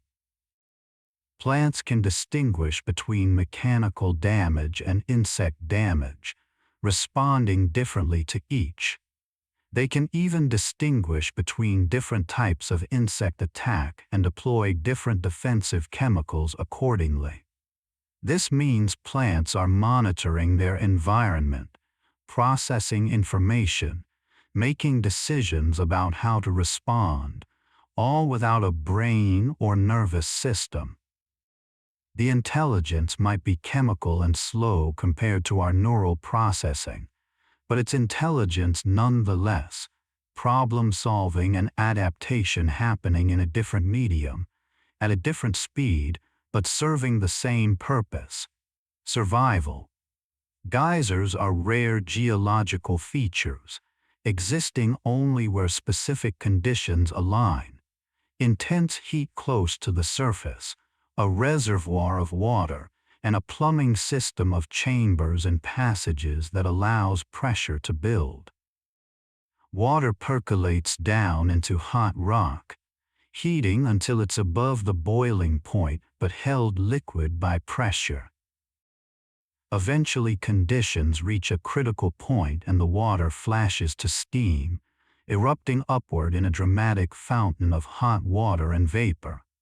The geyser erupts, pressure is released, Water flows back into the system and the cycle begins again. Some geysers are regular, erupting on predictable schedules. Old Faithful in Yellowstone has been erupting roughly every 90 minutes for as long as records exist, give or take 10 minutes. Others are erratic, unpredictable, erupting when they will. Geysers are the Earth's pressure release valves, places where the heat beneath our feet becomes momentarily visible, where the planet reminds us that the ground we walk on is just a thin skin over magma and heat, that we live on an active planet still cooling from its formation billions of years ago. Peat bogs preserve organic material almost perfectly. The acidic, oxygen-poor water preventing normal decomposition. Bodies buried in peat bogs 2,000 years ago have been found with skin, hair, and even clothing intact, preserved so well that initial discoveries were sometimes investigated as recent crimes before radiocarbon dating revealed their true age. These bog bodies provide extraordinary snapshots of ancient life, showing us details that normally don't survive. What people wore, what they ate, how they styled their hair. Pollen grains are also beautifully preserved in peat, allowing scientists to reconstruct ancient vegetation and climate with remarkable precision. Peat bogs are like Earth's filing cabinets, storing information about the past in waterlogged layers that accumulate year by year, preserving what would otherwise be lost, creating an archive that can be read by anyone with patience and the right tools. In stopping time, in preventing the normal recycling of organic matter, bogs give us windows into moments long past, freeze frames from history preserved in dark water and ancient moss. Wind carries more than just air. It carries seeds, spores, pollen, insects, dust, moisture, heat, scent, and sound. Seeds with wings or fluffy structures ride the wind to new locations, some traveling hundreds of miles before landing. Pollen from one plant can reach another miles away, carried on currents. Dust from the Sahara Desert regularly crosses the Atlantic Ocean, falling on the Amazon rainforest, providing nutrients that the rainforest actually depends on, an ecosystem in South America sustained by dust from Africa. This means landscapes are connected in ways we often don't see, that what happens in one place affects distant places through these aerial connections. Ecosystems aren't isolated islands but nodes in networks, connected by wind and water, and the movement of organisms. The wind is a messenger, a connector, a courier service operating globally and continuously, asking no payment, simply moving things from here to there according to the physics of pressure and temperature, inadvertently but reliably linking the whole planet into a system where no place is truly separate from any other. Mountains erode grain by grain, atom by atom, through weathering and erosion, transported away by wind and water. This process is slow but relentless, and given enough time, mountains can be worn completely flat, their material spread across plains and deltas and ocean floors. The Appalachian Mountains, once as tall as the Himalayas, have been eroding for hundreds of millions of years, worn down to rounded peaks and hills. The rock that used to be mountain peaks is now sediment in the Gulf of Mexico, in the Atlantic Ocean, spread across the coastal plains. In a sense, the mountain still exists. It's just been redistributed, transformed from vertical to horizontal, from concentrated to diffused. Nothing is permanent in geology. What rises will eventually fall. What's concentrated will eventually spread. What seems solid will eventually flow. But this happens so slowly that from our perspective, mountains seem eternal, unchanging, reliable. They're not, but the scale of their change is so vast that we can treat them as if they were, can build our lives around them, can use them as reference points, knowing they'll outlast us even as they slowly diminish, grain by grain returning to the sea from which they ultimately came. How are you feeling? Your eyelids might be heavy now, that pleasant heaviness that comes when sleep is near. Your thoughts might be drifting, loosely connected, less linear than usual. This is perfect. You're exactly where you should be. The journey through these facts is meant to carry you gently toward rest, like a current carrying a leaf toward the ocean, inevitable and natural and requiring no effort on your part. If you're still awake, wonderful. If you're hovering between waking and sleeping, that's beautiful too. That threshold space is where we're headed, that place where consciousness becomes fluid, where control releases and you allow sleep to arrive. Keep breathing softly. Keep letting go. There's nowhere you need to be but here, nothing you need to do but rest. Lichens can survive in space, exposed to cosmic radiation and the vacuum, returning to life when brought back to Earth. This remarkable resilience makes them one of the hardiest forms of life we know, able to shut down completely and revive when conditions improve. Lichens can also survive being frozen, desiccated, submerged, or heated, making them colonizers of extreme environments from Antarctic rocks to desert stones to the Arctic tundra. They're slow-growing but essentially unstoppable, pioneering bare surfaces, gradually breaking down rock through acids they secrete, creating the beginnings of soil that will eventually support other plants. Lichens are often used to estimate the age of rockfalls or moraines, since their growth rate is predictable in a given climate. A lichen the size of your hand might be hundreds of years old, a living testament to patience and persistence, to the strategy of endurance over speed.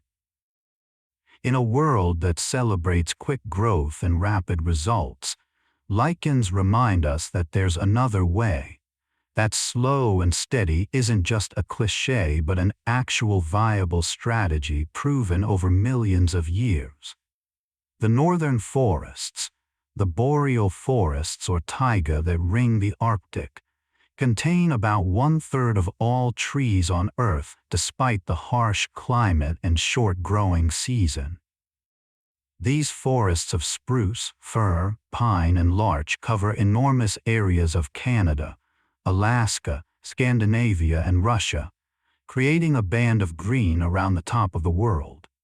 In winter, these forests are locked in snow and cold, temperatures dropping far below freezing, trees standing dormant in months of darkness or near darkness. In summer, the sun barely sets, giving plants 24 hours of light to grow and photosynthesize, a brief intense period of activity before winter returns. These forests store enormous amounts of carbon in trees and especially in soil, where cold temperatures slow decomposition, allowing organic matter to accumulate.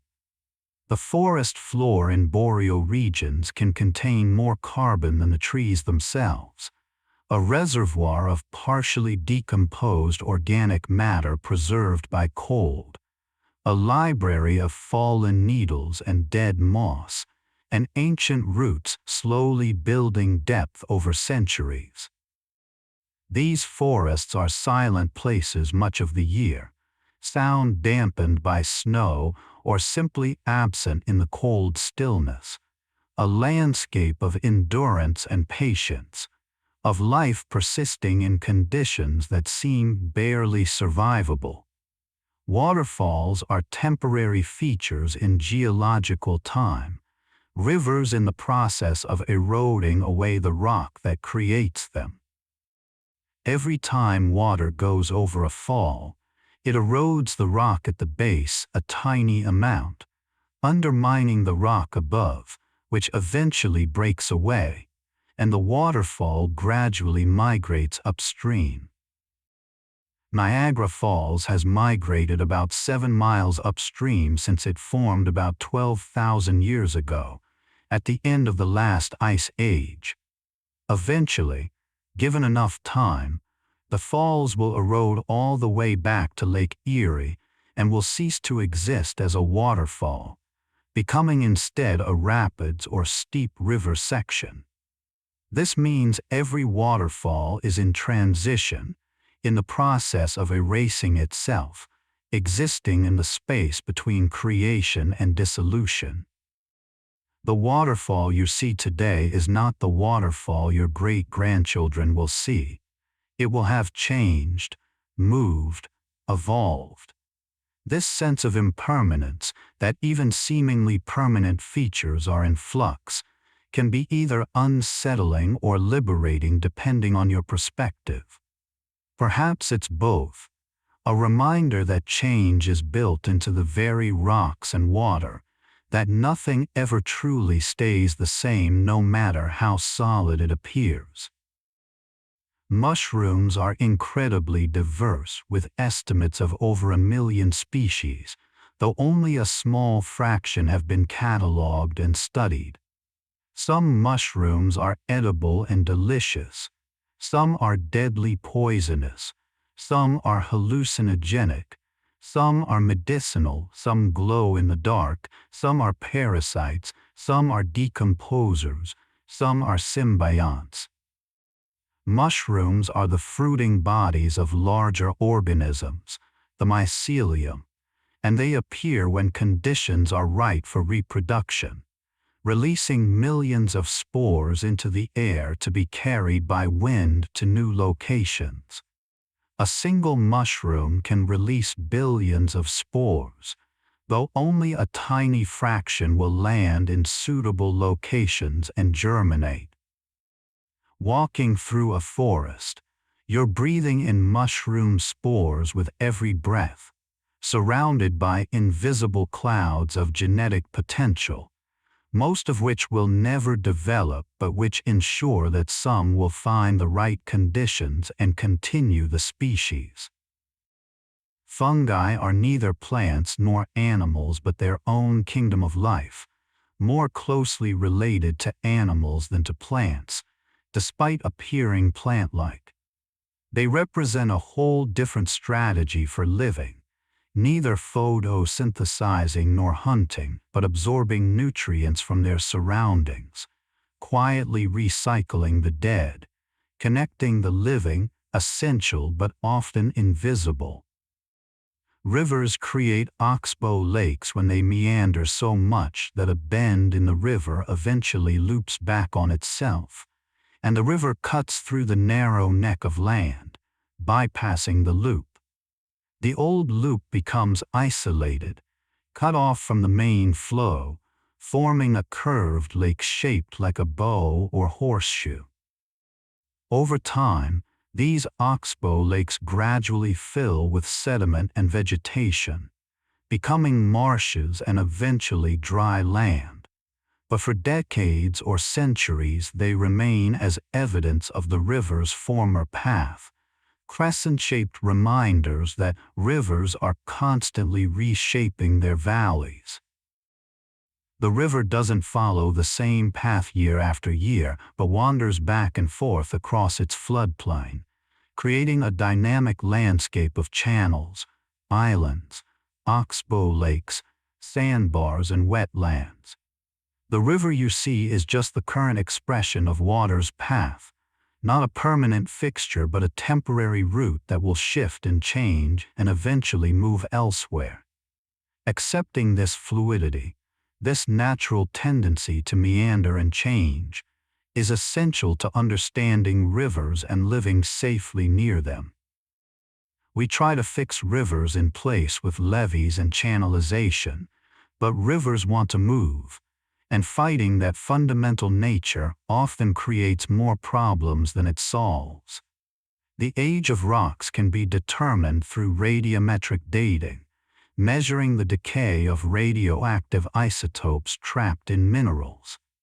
Different isotopes decay at different predictable rates, their half-lives, allowing geologists to date rocks from thousands to billions of years old. This means we can hold a rock and know how long ago it formed, can trace its journey through time, can place it in the context of Earth's history.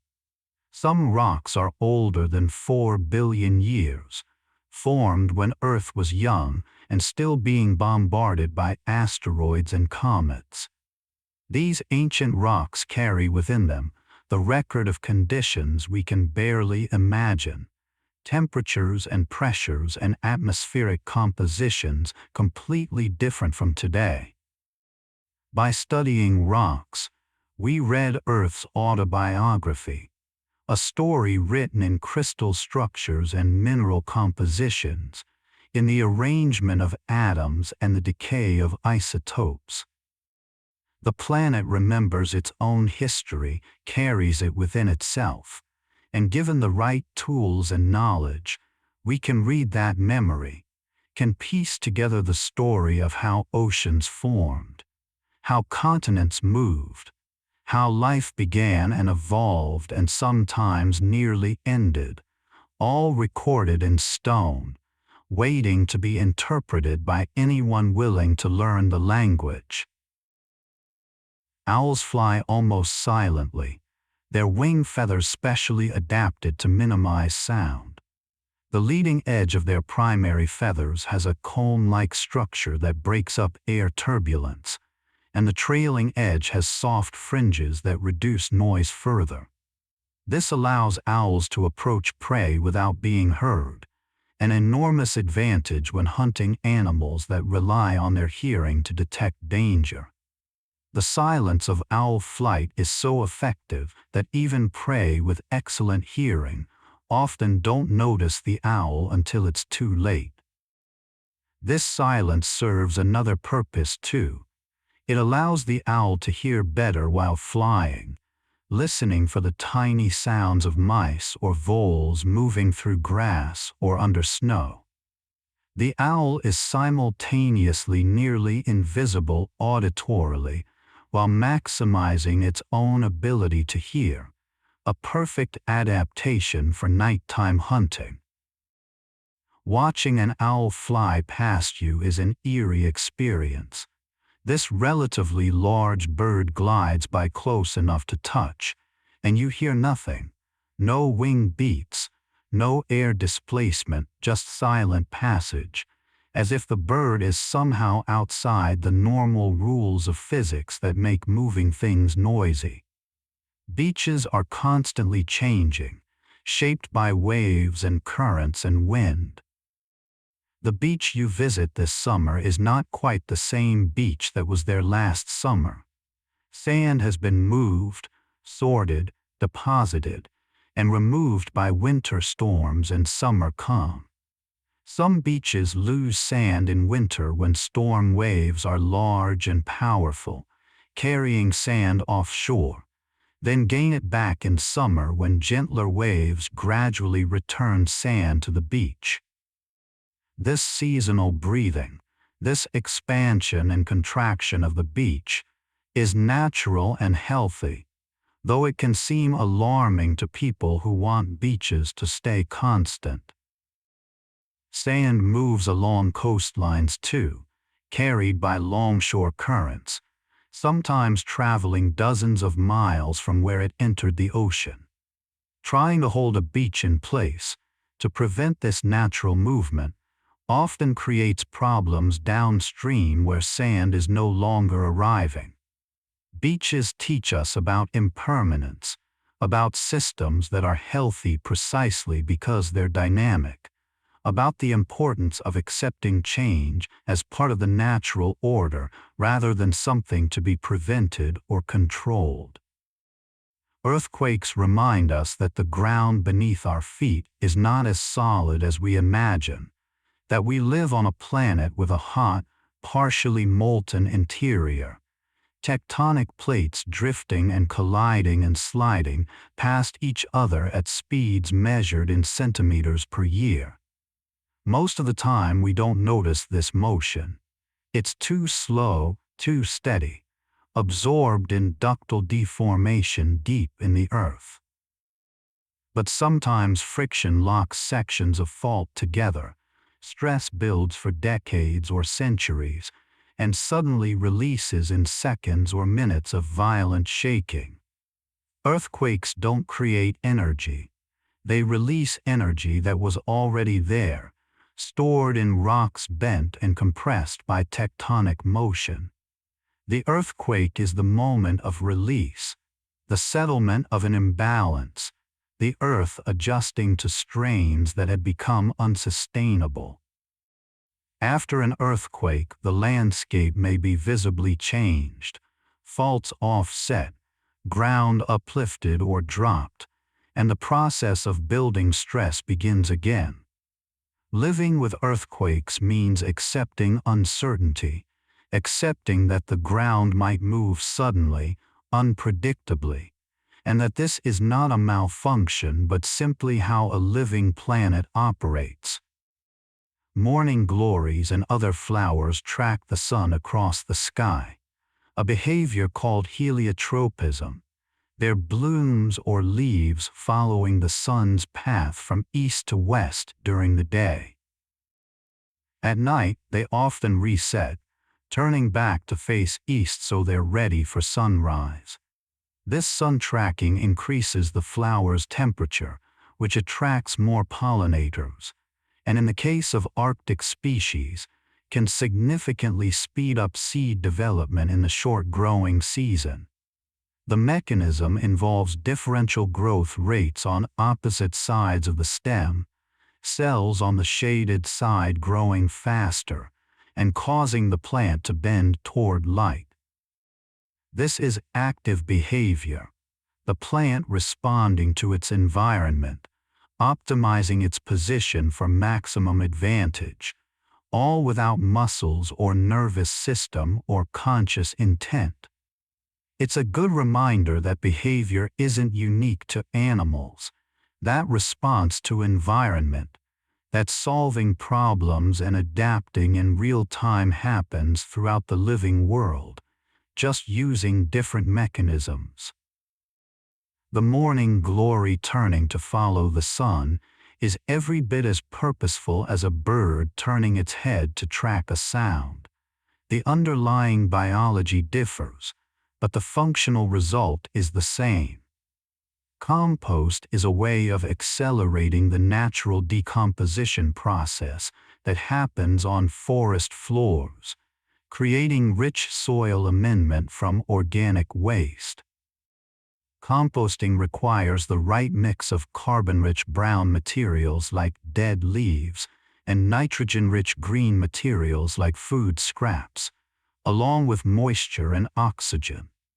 Microorganisms and larger organisms like worms break down the materials, generating heat as a byproduct of their metabolism.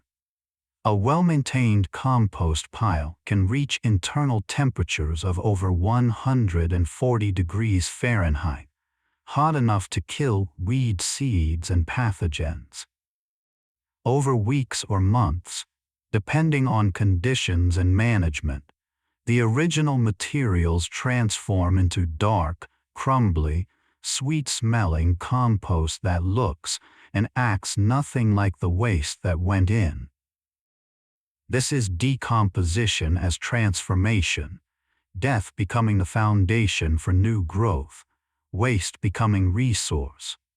It's a small-scale demonstration of what happens everywhere in nature all the time, this constant recycling, this refusal to let anything be truly wasted, This understanding that dead and alive are not opposites but partners in a cycle that includes both.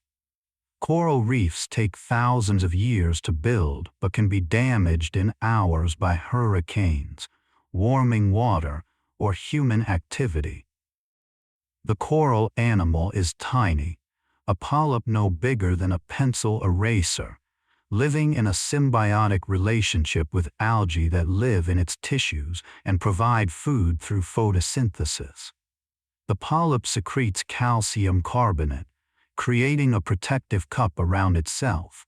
And when millions of polyps do this generation after generation, the result is a reef.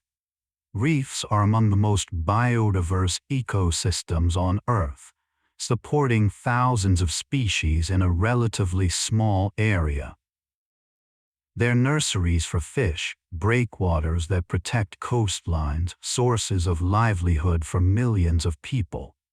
Despite their importance and apparent solidity, reefs are fragile, sensitive to temperature, ocean chemistry, and water quality.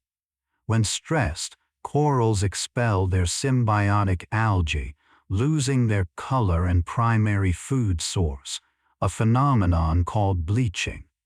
If conditions don't improve quickly, the coral dies. Reefs that took millennia to build can disappear in years or decades if conditions become unsuitable. This fragility paired with slow growth makes reefs particularly vulnerable, unable to quickly recover from damage, existing on timescales much longer than human attention spans or political cycles. Protecting them requires long-term thinking, patience, and a willingness to value something for what it is rather than what we can immediately extract from it. Birds navigate during migration using multiple cues: the position of the sun and stars, Earth's magnetic field, landmarks, smell, and even polarized light patterns in the sky. Different species rely on different combinations of these cues, and individuals learn migration routes both through inherited programming and through traveling with experienced birds. Young birds on their first migration somehow know which direction to fly, how far to go, and when to stop, information encoded in their genes through thousands of generations of selection. The birds that stopped too soon or went too far or headed in the wrong direction didn't survive to reproduce, so over deep time, the successful routes became embedded in biology. Migration is simultaneously an inherited instinct and a learned behavior, different species balancing these components differently. The result is one of nature's great spectacles: millions of birds crisscrossing continents, connecting ecosystems, following paths that exist not on any map, but in the collective memory and instinct of the species, written into their nervous systems and passed down through generations. Permafrost, ground that remains frozen year-round, contains enormous amounts of organic carbon, preserved plants and animals that died thousands of years ago.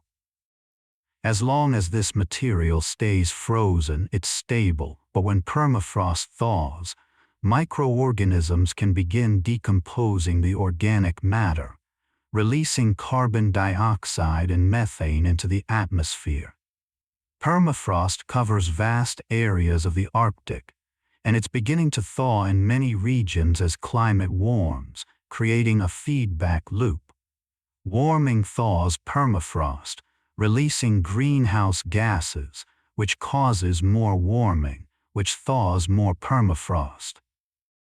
The permafrost also contains stories, frozen mammoths and ancient plants, pollen from vegetation communities that no longer exist, evidence of past climates and ecosystems.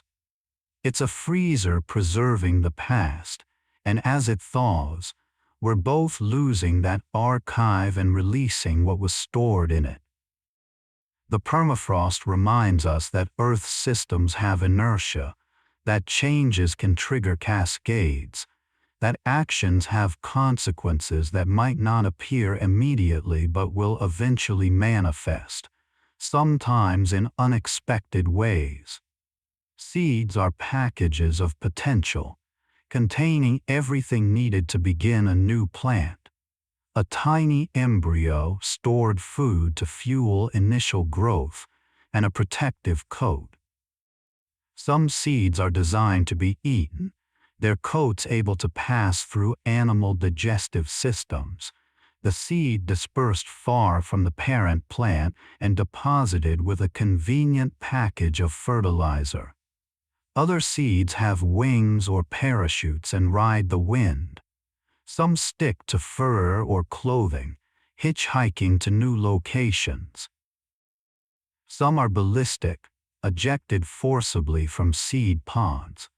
The diversity of seed dispersal strategies reflects the fundamental importance of this process. A plant can't move, so its seeds must move for it, finding new locations to colonize, escaping competition with the parent plant, spreading risk across space. Every fruit you eat, every flower you admire, is part of a plant's reproductive strategy, an attempt to get seeds dispersed. Beauty and taste aren't accidents. They're advertisements, payments for dispersal services, examples of plants manipulating animals into helping them reproduce. And it works spectacularly, to the point where we now deliberately propagate certain plants across the globe, ensuring their survival far better than they could have managed alone. Springs occur where groundwater reaches the surface, flowing out of the earth as naturally as if someone had left a tap running. The water in a spring might have fallen as rain or snow years or even decades earlier, soaking into the ground, percolating through soil and rock, moving slowly through underground aquifers until it finds a path to the surface and emerges. Some springs maintain constant temperature year-round, the water having been insulated underground, emerging cold in summer and relatively warm in winter. These thermal stability points become oases for wildlife, places where water is reliably available. Springs fed by large aquifers can flow for years without rain, making them extraordinarily reliable water sources. Entire ecosystems can organize around a single spring in desert regions, the spring supporting vegetation that supports herbivores that support predators, a whole community of life made possible by water emerging from stone. The spring is a gift, a place where the hidden water that soaks the ground returns to light, becomes available to the surface world, completes one leg of its endless journey through the water cycle. Thunder is the sound of air expanding faster than the speed of sound, creating a shock wave that we perceive as that characteristic rumble or crack. Lightning heats air to extreme temperatures almost instantaneously, and the air expands explosively, creating pressure waves that radiate outward from the lightning channel. The sound takes different forms depending on your distance from the lightning. Nearby lightning creates a sharp crack, the sound reaching you almost immediately. Distant lightning creates a long rumble as sound from different parts of the lightning channel reaches you at different times, having traveled different distances. You can estimate how far away lightning struck by counting seconds between flash and thunder, and dividing by 5. Each 5 seconds represents about a mile. Thunder is lightning's announcement, the audible evidence of that massive electrical discharge, a reminder that the atmosphere contains enormous energy and that storms are processes of impressive power. The sound itself can't hurt you, but if you can hear thunder, you're close enough to potentially be struck by lightning, close enough to respect the storm and seek shelter. The water cycle is endless recycling, the same water moving from ocean to atmosphere to land to rivers and back to ocean, sometimes taking shortcuts, sometimes taking the long route, but always continuing to move. The water you drank today has been part of clouds and rivers and oceans, has been inside countless organisms, has fallen as rain on every continent, has cycled through this system for billions of years. Water is neither created nor destroyed in any significant amounts. We have essentially the same water Earth has always had, constantly recycled, constantly purified through evaporation and filtration, constantly moving through different phases and locations. This means every glass of water connects you to the entire history of the planet, to dinosaurs and ancient forests, to the formation of oceans, and the first rains that fell on bare rock. It's a profound connectedness, a reminder that nothing is truly separate, that we're all sharing and resharing the same finite resources, that your local water is connected to every other water on Earth through this grand circulation. The water cycle asks nothing from us but continues regardless, driven by sun and gravity, a perpetual motion machine built into the very structure of our planet. And here we are, having wandered together through the gentle mysteries of the natural world. We've explored forests where trees whisper through fungal networks, deserts where cacti breathe in the darkness, oceans where whales sing across thousands of miles, and mountains that grow a centimeter at a time, patient as stone can be. We've touched on the quiet miracles that happen constantly, everywhere, whether we notice them or not. The moss that can return from complete desiccation, the seed that can wait 1,000 years and still germinate, the river that remembers its path through the landscape, the aurora dancing over both poles in symmetrical splendor. Nature doesn't hurry, and tonight, through these facts, I hope you felt permission to not hurry either. The world will still turn at its leisurely pace whether you're anxious or peaceful. The trees will still grow their patient rings. The tides will still rise and fall to the moon's ancient rhythm. The decomposers will still quietly recycle the fallen leaves into soil that will nourish the next generation. All of this continues, steady and reliable, asking nothing of you but your existence as part of the web. There's something deeply comforting about nature's reliability, isn't there? Spring always follows winter, though the exact timing varies. Rivers always flow downhill to the sea, though they might take meandering paths. Seeds always know which way is up and which way is down when they germinate, roots seeking the earth while shoots reach for sky. These constants, these reliable patterns, exist as a foundation beneath all the chaos and uncertainty of human life. When everything feels unstable, the natural world continues its cycles, indifferent to our drama but somehow comforting in that indifference. The world is larger than our problems, older than our worries, and it will continue long after we're gone, which somehow makes it easier to release our grip on control, to relax into being just one small part of something vast and ongoing. I hope these facts have given you a sense of that vastness, that continuity, that patient unfolding of time and process that characterizes the natural world. I hope you felt yourself settling, softening, releasing the tensions that the day accumulated in your muscles and mind. Whether you're still awake now, or whether you drifted off somewhere back among the forests or oceans or mountains, you've been exactly where you needed to be. There's no wrong way to have experienced this journey.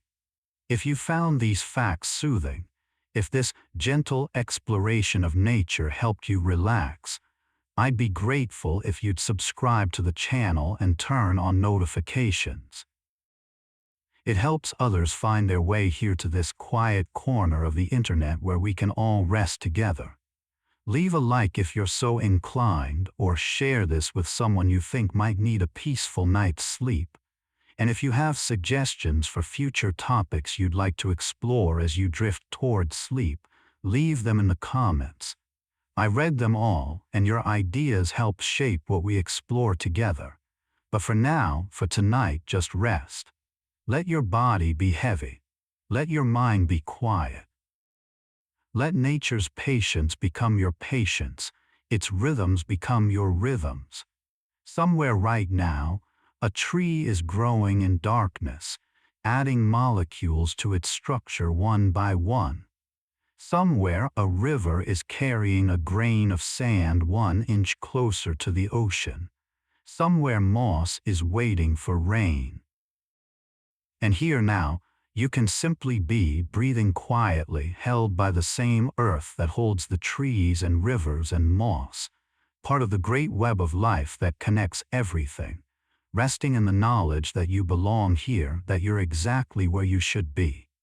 Thank you for spending this time with me, for trusting these words to accompany you towards sleep. May your dreams be peaceful, may your rest be deep, and may you wake feeling restored, carrying with you a little bit of nature's endless patience. Good night, dear listener. Sleep well,